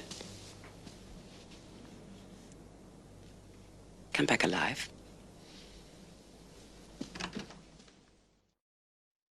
Wow, that's complicated. There's some dynamics there that I didn't expect from a yeah, sexist, misogynist dinosaur. All Yeah. right. That's it. They they call them out, and which is kind of interesting. Within the series, they're calling out their own portrayal of the character. And they're trying to modernize. So yeah, interesting, eh? It's really interesting. There's 2 points that I want to come back to. We don't have to stop and pause on them now, but one is the extent to which his Britishness is represented. And the other thing is, this could be a topic for a whole, but describing violence. And I was thinking about this in the description you gave of the opening sequence where he's swan diving off, bungee jumping off a dam, and how when I got audio description, way back when it first started, I thought, oh my gosh, now all the fight scenes are going to make sense to me and I'll be following them and I'll get everything. And once I listened to a few fight scenes, I just got as bored and switched off as I always had, even without description. And so I wonder about whether there's an art of describing violence and just the physicality of something like that swan dive scene or car chases where things are happening so fast, but for the sighted viewer there's a kind of grace or choreography to it that just follows. It's easy for the eye to just get caught up in it, whereas when you have to put a lot of words to it, it becomes more cluttered. And so those are 2 things that we can come back to or you can talk about now, but I know we have a few more Bond era people to get to. Well, we've got one more, the Daniel Craig era, and Chris, as usual, you're like right on point, because this idea of how to describe violence, how to describe action is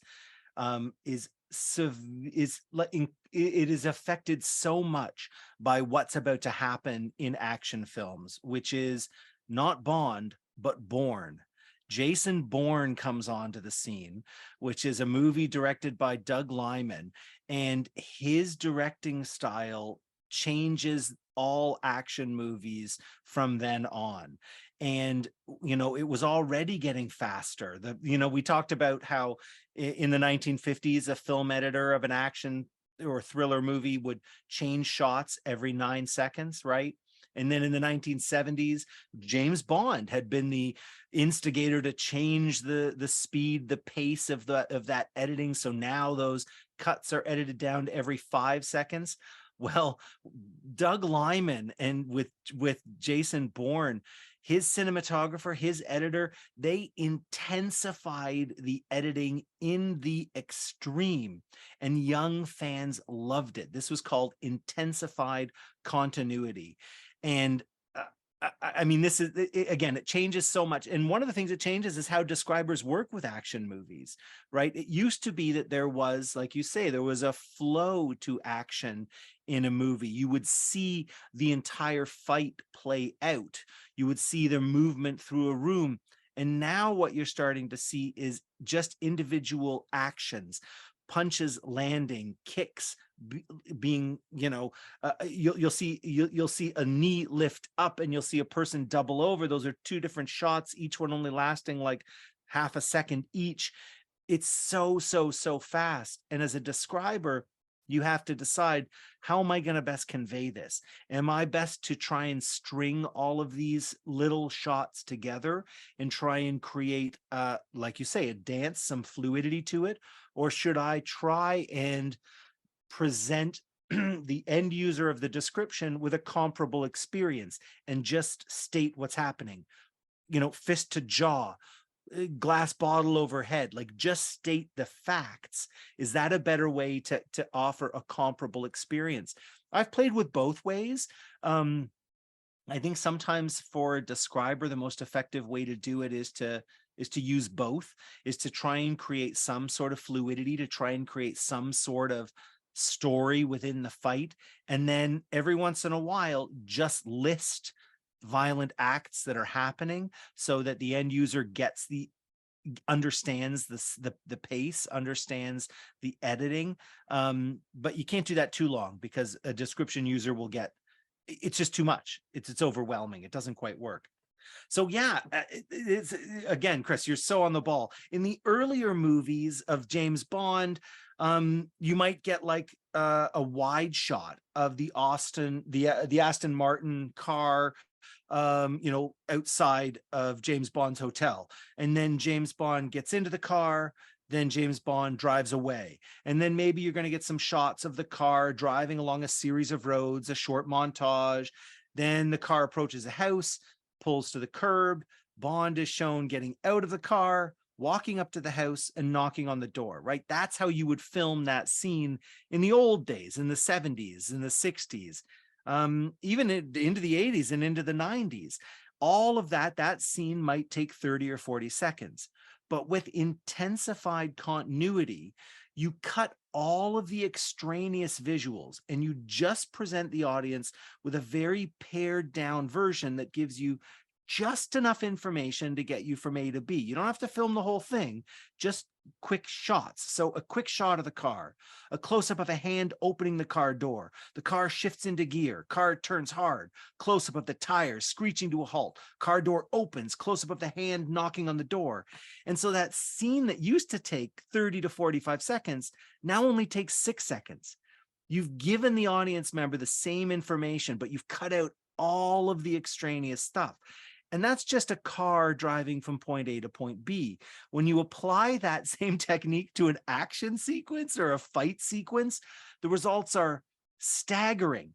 We went in the 1950s of an average shot length in an action movie of 9 seconds to 2 seconds. In a Jason Bourne movie, the average shot length is 2 seconds, and that's average across the whole movie. In a fight sequence, it's really tight. Like literally, you rarely get a full 1 second long shot in an action sequence in a Jason Bourne movie. And to add to the chaos of those moments, the cinematographers will switch to handheld cameras. They'll use lots of close-ups, extreme close-ups, and this makes the visuals very shaky, streaked with action blur. All of this, the quick edits, the shaky camera work, all of this combines to create a new kind of movie-going experience. So you're right, audiences aren't really taking these things in intellectually. We're feeling the action and we're responding emotionally. And this is what James Bond was faced with. James Bond, the last movie in the Brosnan era, totally popular, but it looked like a dinosaur when compared to the Jason Bourne. Really, really, really fast. It was young, it was intense. And so they're like, okay, we got to scrap it. We got to do this all over again. So they get a new Bond and they enter a new era. This time they brought in Daniel Craig, 5'10" Daniel Craig. And Rick's got some pictures of Daniel Craig that he can throw up on the screen. He is a bulldog of a man, a former semi-pro rugby player who I have to say is maybe hotter than he is strictly handsome. He wears his sandy blonde hair short, but often a little bit unkempt. He has light blonde eyebrows that almost disappear into his quite heavy brow. His eyes, he's got blue eyes. They're small, rather close together. He's got a solid nose. Some might say it's a little wide. His lips are somewhat thin. His face is lean, which exaggerates the defined and taut muscles in his jaw and his cheekbones. And Chris, he is buff. He is thick across the chest, thick across the shoulders, thick neck. He's got a muscular, mostly hairless chest, bulging shoulder muscles, beefy arms. in previous films, the producers would use any excuse to show off a Bond girl, right? The Bond women would be at the beach or in a pool. Now they show as much of James Bond himself. He's the eye candy rising out of the surf at every opportunity. He's the one who's being shown on the beach to the delight of a very admiring audience. For the first two Daniel Craig films, they actually didn't have any Miss Moneypenny. They actually got rid of the Miss Moneypenny role for the first two Daniel Craig films. No more Q. But in 2012's Skyfall, they brought in a new quartermaster. They brought in a new Q, a new gadgets man, a young computer security expert played by Ben Whishaw. And Whishaw is a very slight white man with a mop of dark brown hair, very old-fashioned half-rimmed glasses, and British schoolboy good looks. This is one of those things, Chris, you're talking about that, how British are these movies? How British is the James Bond brand? And I'd say very, in the way they present that in different eras is, different from time to time. And in this era, the Ben Whishaw character is a very particular kind of British schoolboy. He's got a youthful, very bookish appearance. And the first time you see him, they sit him down beside Daniel Craig, which is really interesting to do because Whishaw is so young and so slight and bookish. And you put him down beside Daniel Craig, Bond ends up looking like a grizzled field agent next to this young British schoolboy. Even though Daniel Craig's only been in 2 films at this point, he looks old and grizzled compared to this, young schoolboy of a Q. Then they finally brought Miss Moneypenny back in Skyfall, but not as a secretary. They brought Moneypenny back as a field agent. And now when she was flirting with Bond, it had a little bit of weight to it because their hookup is actually dangled as a genuine possibility. Naomi Harris is the actress who plays Moneypenny, a young Black Brit from London. She's lean and slight. She has round cheeks, large brown eyes, medium dark skin tone, natural curly hair, and muscular arms. So I don't know, Rick, can we bring ourselves to take the pictures of Daniel Craig down? I don't know. It's pretty hunky. So let's talk a bit about the style and the scale of these Craig movies, right? Another interesting thing they did with the Craig era, the Daniel Craig era, is they went all in on visual style. They really wanted to create a distinctive aesthetic that evokes the vintage Connery era while still being very contemporary. And one of the ways they did this was with a color palette. They were very intentional about creating a color palette, just like an artist would start by putting all the colors on their physical palette and painting with those colors and those colors alone. The filmmakers did that with the colors that they put on screen, very muted, earthy colors. So silver grays and golden browns, olive greens, steel blues, warm cream colors. These colors are picked up in all sorts of things. They're in the vehicles, they're in the clothing, they're in the locations, the lighting, the set pieces, all painted with the same palette. I was looking at trying to come up with a way of describing where I've seen these colors before, and they remind me, the muted tones remind me of vintage picture postcards from the 1950s. There's something about the colors and the mutedness of these colors that reminds me of that era and that kind of presentation. And the fashion is very 1950s as well, very 1950s elegance, right?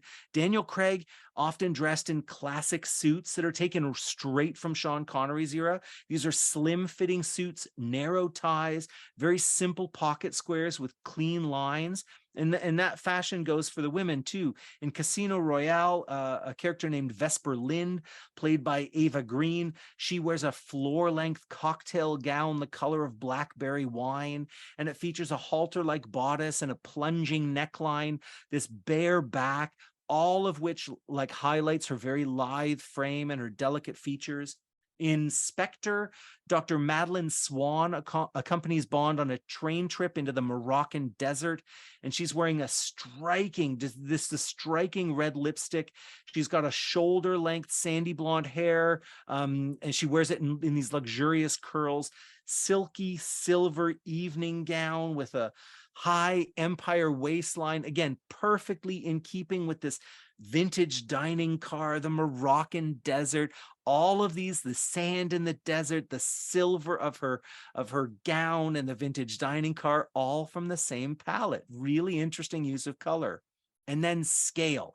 We talked about the escalation all through all these Bond movies. So, you know, we started with in the early Sean Connery era, you know, a real life-size rocket in a volcano lair. I mean, huge, big. Now, in the Daniel Craig era, these films have been created. They're so epic, even by James Bond standards. Casino Royale, that was the first Daniel Craig Bond movie, cost $150 million US to make. Quantum of Solace and Skyfall, those each cost $200 million. Spectre cost $245 million to make, and No Time to Die had an estimated budget of $300 million. And one of the reasons that these movies are so expensive is that the stunts aren't computer generated. The stunts are filmed in real life and then augmented by digital visual effects. So this makes them really convincing. It makes the violence of these explosions and action sequences seem really real, and it helps us buy into the danger. An example, in Spectre, the filmmakers destroyed 7 Aston Martin DB10s, these vintage sports cars.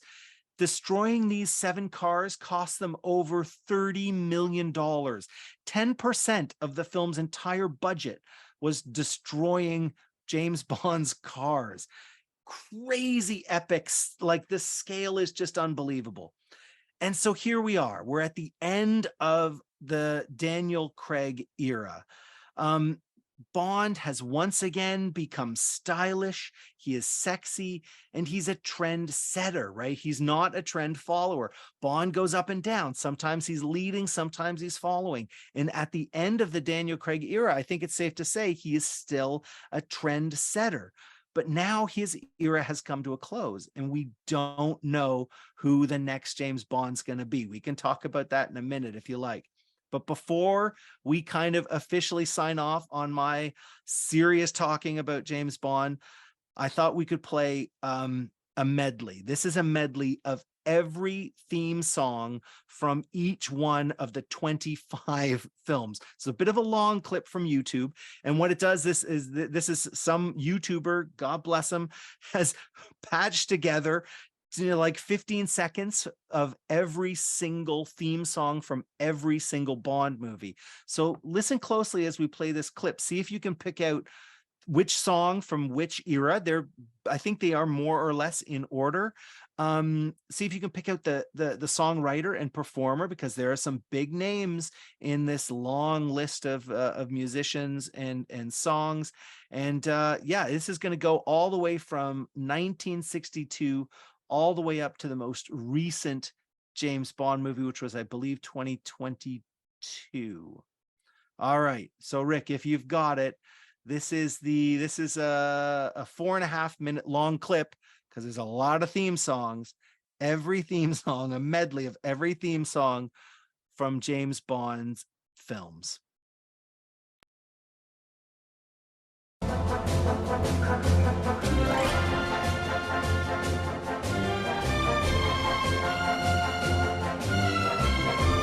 From Russia with love,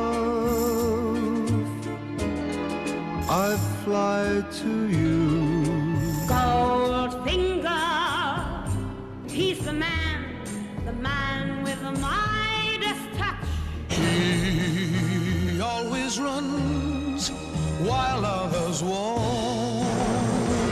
You only live twice, or so it seems. We have all the time in the world. Diamonds are forever. Hold one up and then caress it. Say live and let die. Live and let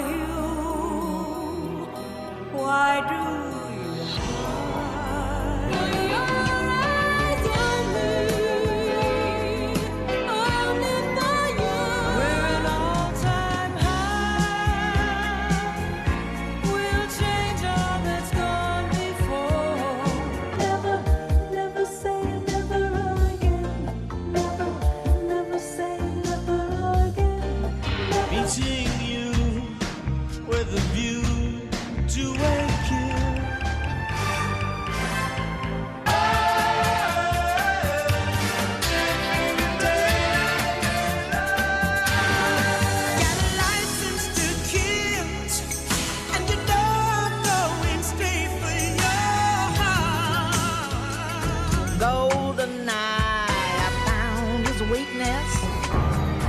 Tomorrow never dies. The world is not enough, but it is such a perfect place to start my love.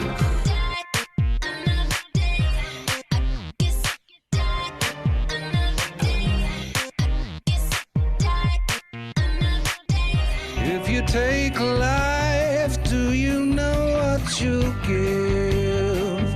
Odds are you won't like what it is.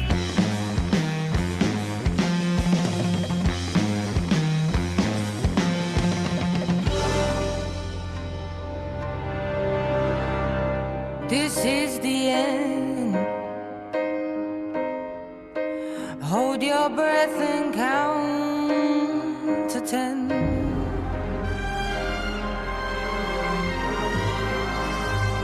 I've been here before,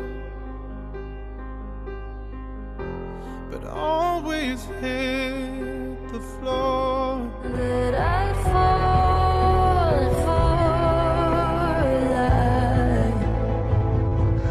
You were never on my side. Fool me once, fool me twice. Higher death or paradise. Now you never see me cry.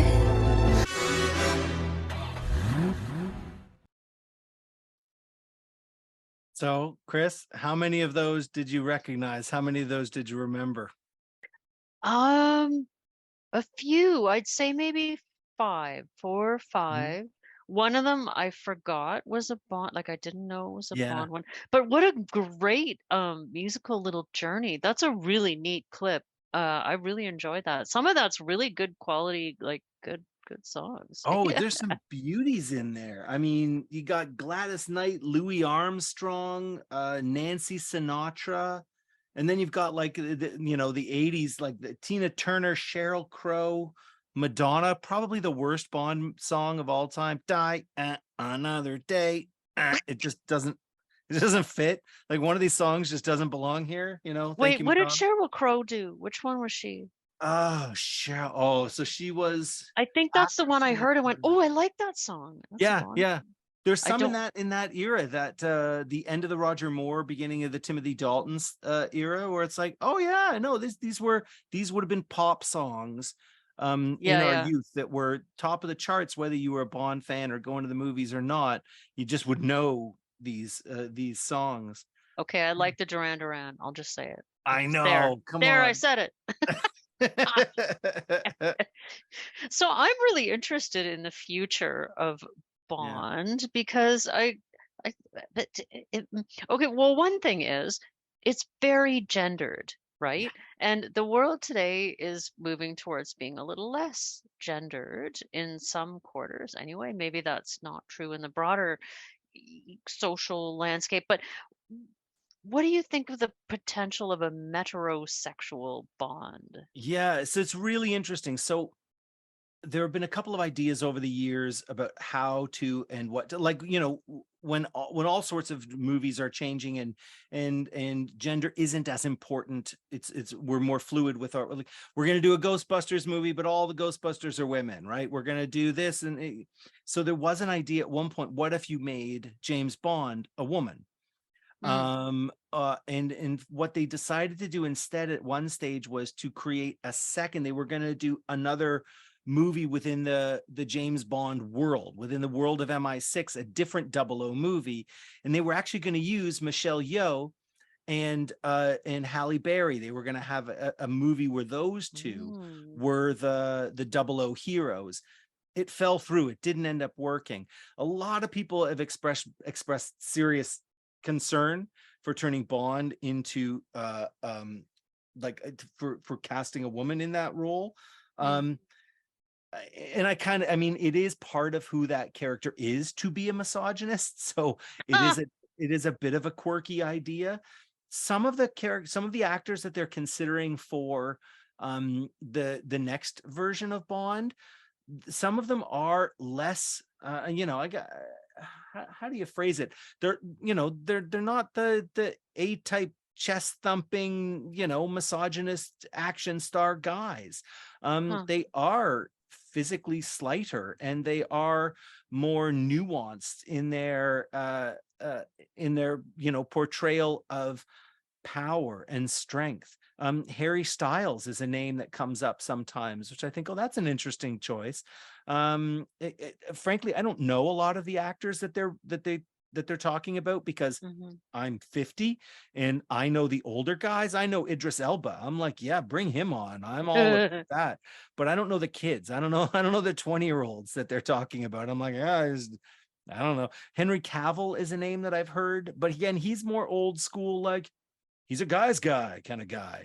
And I think they could definitely make it happen to have him be a little bit more nuanced of a dude. Yeah, I don't know. What do you think? Well, I'm thinking about a couple of things. One is the Doctor Who franchise, which has some really distinct parallels with the James Bond universe, and they had a female doctor. And I'm also thinking about I know I'm boring, but I'm thinking about Star Trek. Surprise, surprise. But when you look at the like Strange New Worlds and some of the reboots, those are young actors, Yeah. and they're appealing to a younger audience. I think they're trying to broaden the franchise into younger generations. And so I wonder about a new Bond who is younger than, say, the Sean Connery or even the Roger Moore. Like, I get that there's a maturity in the Bond character that kind of has to be there, like a certain composure and suave is the word that you used. I think that all of them kind of sort of go for, and British kind of feeds into suave as well. But I wonder if they won't do a Star Trek reboot version idea where they find someone young and hot and maybe not so masculine. I don't know. There might Yeah. be room for playful in I've their heard, I mean, choice. one of the ideas, and they did this a little bit with Daniel Craig when they first brought him in, but I've heard that they're thinking about doing something about this again too. The idea of going to like a prequel. What if we get some Bond before he gets his 00 status? What if we go to earlier days? And then that's an opportunity to kind of shift it a little bit, to rewrite it. One of the problems when you keep telling stories of Bond from the same era, you just keep resetting the clock until he's in his early 40s or something like that. Yeah. You're telling stories from the same era of this person's life over and over and over again. So you said, what if you shift to when he's really young? That's a different set of stories. Yeah. That's a different set of experiences that you can draw on. And then what I'd love to see is, in the same way that they've done with lots of other universes, the Batman universe, the Marvel Cinematic Universe, you could have a Bond world, a Bond universe where you have James Bond being the core central title, and then you have the Moneypenny line, and so now you're going to get some Moneypenny act, because she's Moneypenny is a field agent in her own right, so you can just have those movies. They could be separate, which was the idea that they had with Michelle Yeoh and Halle Berry back in the day. And I mean, there's lots of room for that. I think the audience understands it. We get that now, in a way that maybe would have been a little bit harder for us. It would have felt like a replacement before, whereas now it can, like, no, we're just building on it. You could have a Disney Plus film, or a Disney Plus series, I should say, to build out the universe a little bit. There's lots of things they can do to be interesting and not just keep repeating the same old middle-aged white guy storylines. We've had 25 of those. What's next? Right. And so it kind of brings me back to the hypothetical question I started with, which is about social mores. And so I'm not really sure where I'm going with this, but I just think that there could be, we've had so many women action heroes that the world's kind of ready, was kind of ready for that. And I'm not a Bond franchise lover, so maybe it's simplistic for me to say this, but maybe the world's a little past just showing lots of naked women after naked women after Yeah. naked women. Like I can't help thinking about it through that lens of like, is this it? Is this what we've got? So when you described how I think it was Daniel Craig, you said like he's the eye candy a lot of time. Like about time, like let's Yeah. have some guy eye candy, right? Oh, Let's 100%. so I And it's really feel worked. like it could move there. It could, Yeah. there's movement there. So I want to begin to invite people to have comments or questions. And so you can raise your hand and JJ or Lindsay will highlight, speak your name and invite you to ask a question or make a comment. Yeah, I'm really curious to hear what other folks' experiences with Bond have been when they joined the franchise. What early Bond movies they remembered? Who's their Bond? How people have experienced these movies in the past, because it's again, 1962. These things have been around for these movies have been around for our lifetimes. And I just like so my partner who's blind and is a guy, he likes action movies. He's not a Bond franchise guy as such, but like the Jason Bourne movies or stuff. He'll watch that, and I always kind of thought action movies, blind people, we're just never really gonna, but it's probably just me. So that's one thing I'm curious about too, for anyone who is interested to comment, is does the action movie genre appeal to you? Because it kind of goes back to what we were talking about, describing violence. Like, is that engaging? Or to me, Yeah. it's just sort of off-putting and a bit boring. But, I'm just a thin-skinned chick. Like, I don't know. So like, I would not speak for the blind community. So I'd love to hear from other people who have opinions about whether action movies are engaging. Excellent. I see we got a couple of hands in the up top. The first one, Lindsay, I don't know. Do you know who the phone number ending in 223? Whoever that is, maybe you can unmute. Is that Myra by any chance? Would there be a Myra? So the first person with their hand up, there we go. The phone number ends in 223. We managed to do it. My phone is dying. Oh, there you are. There you are. We're hearing you now. It's Karen in Toronto. First of all, JD, this has just been absolutely, positively, fantastically, amazingly wonderful. I want to steal that montage because I was going, yes, I remember that one. Yes, I remember that one all the way through. Surprisingly, though, the one thing we haven't heard all evening is which film was your favorite? Oh, that is so hard to choose. So when I first started working on Bond for this kind of project, for a description project, I watched them all, one after the other, 25 films, more or less in a row. And I have to say, the one that surprised me, I wasn't expecting to like as much, was GoldenEye, that Pierce Brosnan Bond movie. They did such a fantastic job of going back to the early days, of pulling it all together. I've got Bond movies from when I was a kid that I'm probably more attached to, like some of those Roger Moore era ones that remind, like the Grace Jones. I remember being obsessed with Grace Jones. Like, what? I'd never seen anything like her before. She was phenomenal. But going back and rewatching them, I had a profound appreciation for what they did with GoldenEye. I really like that. How about you? Do you have a favorite?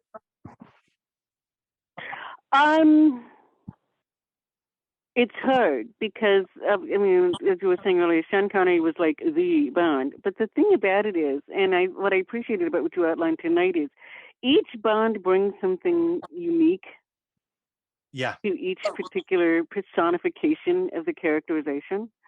I like Skythaw.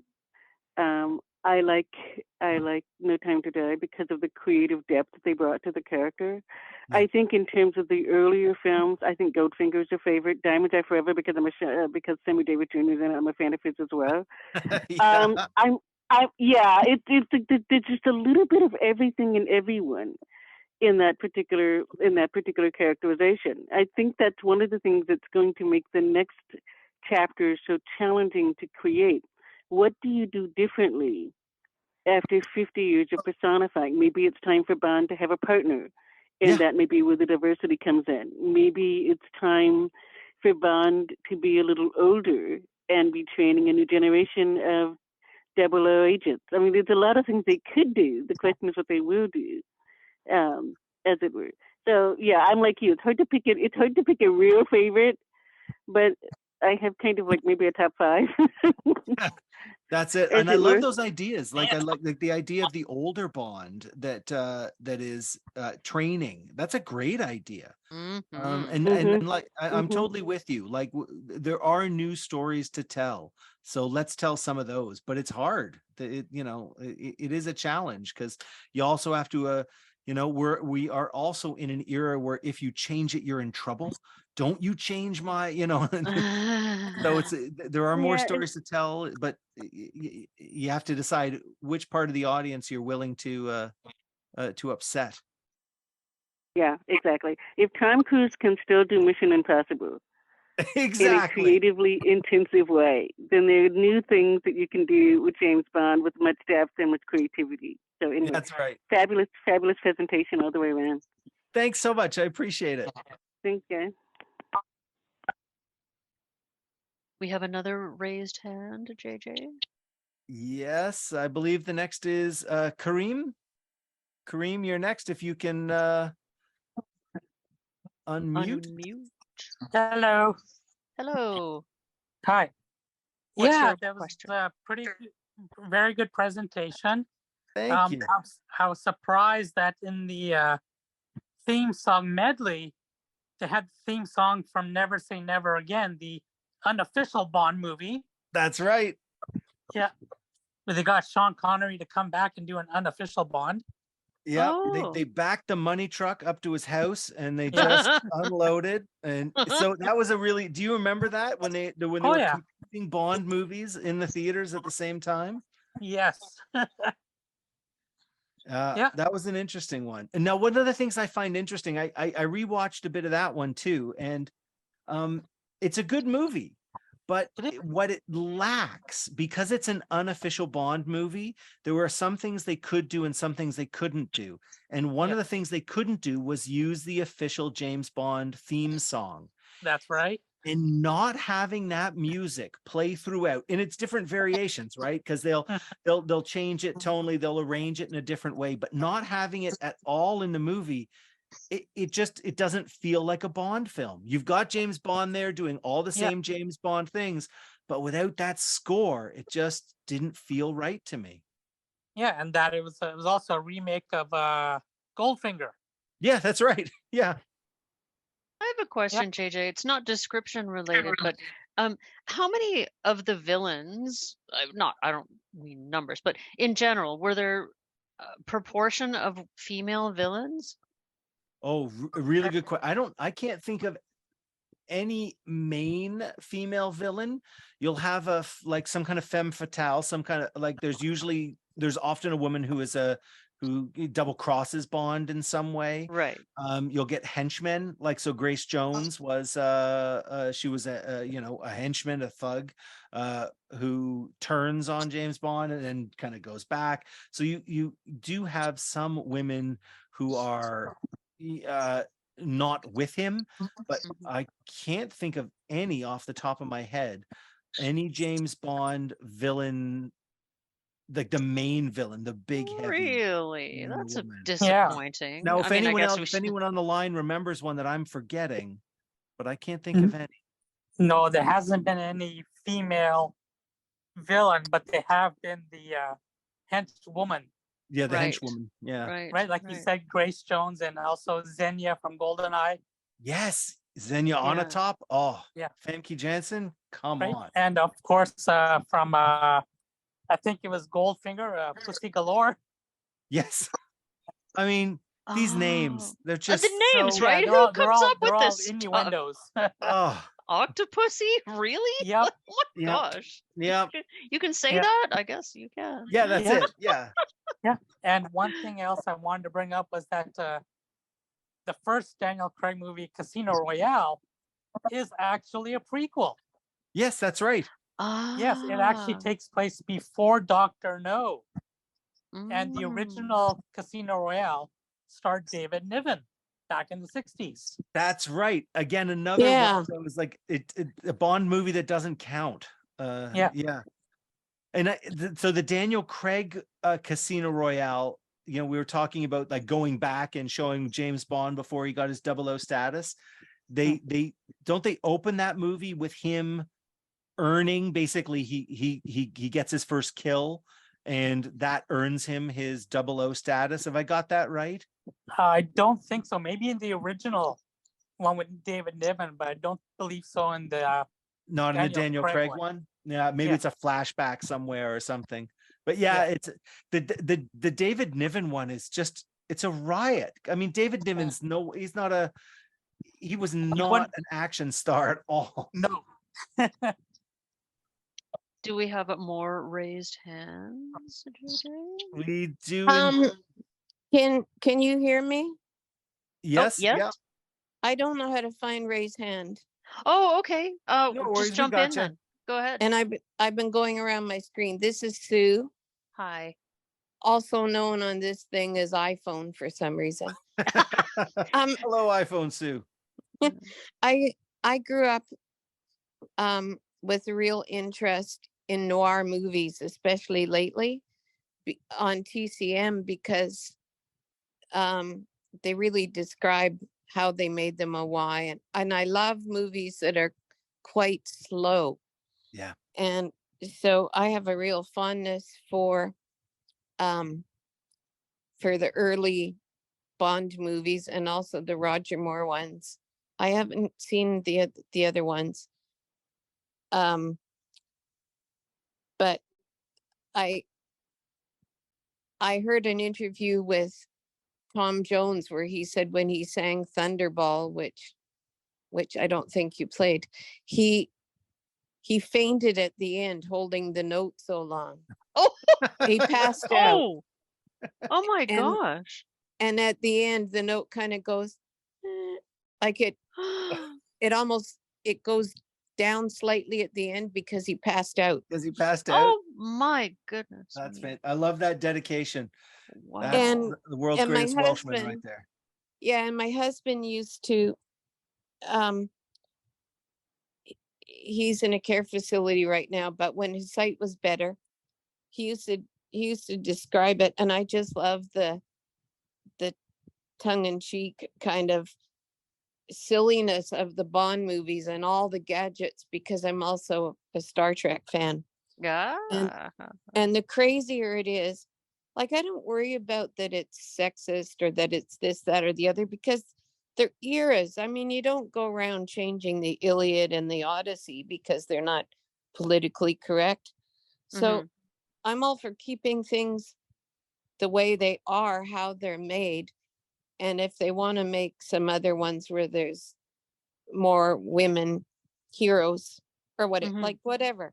But you mentioned the fact that there was a white guy sort of with eye makeup pretending like he was supposed to be Chinese or North Asian or something. Yeah. I think it's good to say it in that way because it represents how silly it is to try to do that, and the fact that the bad guys were a combination of what goes on politically. So instead of saying the Russians or this or whoever it is that's the enemy in whatever era, I think to make caricatures of sort of who's supposed to be the villain is quite acceptable. Yeah. When they're making fun of it, for sure. It's interesting that I'm totally with you. The idea that these movies you have to understand the context, the eras in which these movies are made. So a 1960s Bond makes sense in the 1960s. And I like the Roger Moore ones too. Oh, yeah. And I can remember we were driving down the Coquihalla and the song View to a Kill came on. And we were going down the really steep part. and we cranked up the volume, and it was just the right song for speeding along. And with you know, the speakers in the car. Yeah. Yeah. Because my husband and I were going to an event, or coming back from an event, going down the Coquihalla on the part where they go fast in the summer. Yeah. And it was just like, this is a great song for in the car. But were you in an Aston Martin by any chance? I don't remember. No, it was actually a Volkswagen Rabbit. Oh, Close enough. But there's because that's the only song I like by Duran Duran, by the way. I didn't even know that they did it until you mentioned it. I just knew that the special effects they use on keyboards. Yeah. Like I have a keyboard that has some of those sounds on it. And it's just really cool to, oh wow, I can make it sound just like the movie, even though I don't play the song, but it's really cool how they have percussive instruments in electronic. Are there James Bond video games? Is that a thing? There are, yeah. There for several of them. I think there was one on the Nintendo 64. Had what was it? I think they had that was a GoldenEye era. There have been several. I mean, they'll have some first person shooters. I'm trying to remember if I don't know if I've played any of them, but yeah, okay. I mean, big enough that Bond is in everything. Bond's in books, Bond's in movies, Bond's in video games. It's a big property. Okay, no, wait, I gotta ask this because you were talking about a trip to Vegas lately where you saw a lot of pop culture represented in lures to gamble. Is there a James Bond slot machine? Absolutely. Oh boy. Yeah, but his game is Baccarat. Yeah. It's a very James Bond game, Baccarat. I've never been able to figure that one out. Boy, it's a complicated one. I want to just check in if there's any more raised hands. We do. We've got a couple, so we should move through quickly. So thank you, maybe. Sue. Yeah, thanks, Sue. Maybe we have time for 2 more, I would say. Yeah, I think we've got 4 hands raised. I'm not sure we'll get to everyone, but we'll do our best. Misty, if you can. There we go. There you Hi, are. guys. Hello. So yeah, you'd ask a question about action movies and blind folks earlier. One of you guys had, and okay, so here's just my take on it, briefly, if I can. So for me, action movie, I don't watch them for the action per se. That's not what draws me. Usually they have to have some other hook for me. Like for instance, with Bond, it's more the spy angle. With Indiana Jones, it's more the nerdy archaeology history angle. So I don't know. And like with fight scenes, like there's not, I just like the description a lot of times it's just she hits him, he hits her. Unless you get what I heard in the first Indiana Jones description recently on one of the streaming services, where they actually gave really technical names to the moves, like a left hook and this and that, or pop blop or whatever.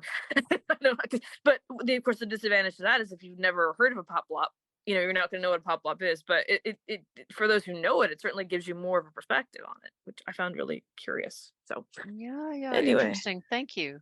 Yeah, Sure. that's appreciated. Thank you, Nancy. We've got Nancy up next.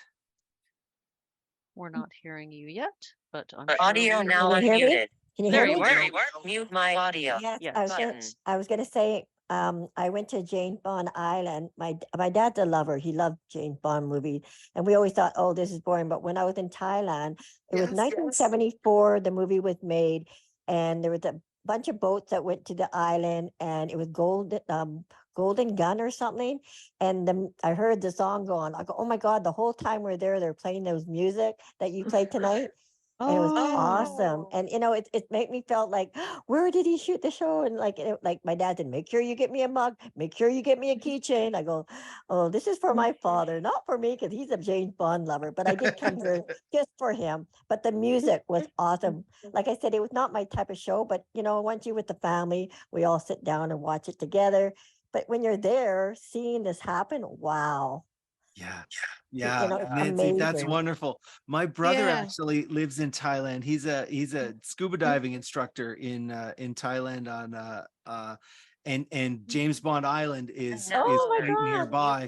And it's Button. so huge. It's probably still to this day one of the biggest tourist attractions in the area. And that's from the 1970s. Yeah, the man with the Yeah. golden gun.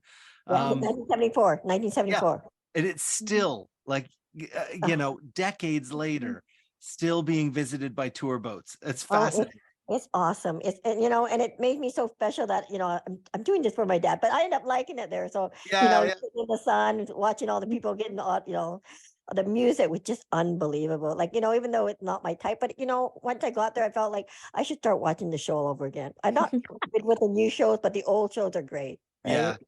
And Roger Moore's and Chris and everything else. Yeah. That's like, you know, not the new version. Anthony Spinelli left. Yeah, it's great. So thank you for showing this. I love it. You guys are doing a great job. Thanks, Nancy. Hoping it Yeah. gets better, but you guys are doing awesome. I love these deep dives. I think they're so important, and conventional audio description doesn't leave space for them. And I think this is something that like studios should be sponsoring and paying for, because it's huge cultural literacy just in the, tonight we've learned a whole ton of stuff. And I'm taking note of the time, so perhaps it's time for the prize draw. Is it time for the prize draw? Can we bring who's handling that this evening? Is that Lindsay handling the prize? You forgot though the greatest spy of all, Maxwell Smart. I'm coming. Maxwell Smart Maxwell. and the shoe phone, right? You know, Yeah. we could do a whole episode. In fact, JJ and I did a podcast episode on the spy trope, like just the whole visual elements of the spy, the genre, and I think we could do a whole show. Oh, absolutely. That. So, JJ, as our honored guest, it falls to you to give the appropriately indeterminate amount of time before shouting out some word relevant to tonight's show. So, And I will pull out the name. Yeah, and you'll pull out the name. So, JJ, pick a word, any word. All right, ready? Ready. How about shaken? I have Barbara Campbell. Congratulations. Yay! All right. Awesome. And Barbara, we will connect with you offline to make the prize gift happen. Very awesome. I'd like to thank JJ especially for an incredible night. Oh my gosh, what amazing content. And thank you all for joining us. VocalEye, vocaleye.ca. Special thanks to our funders, the Canada Council for the Arts, the British Columbia Arts Council, the Province of British Columbia, and the City of Vancouver.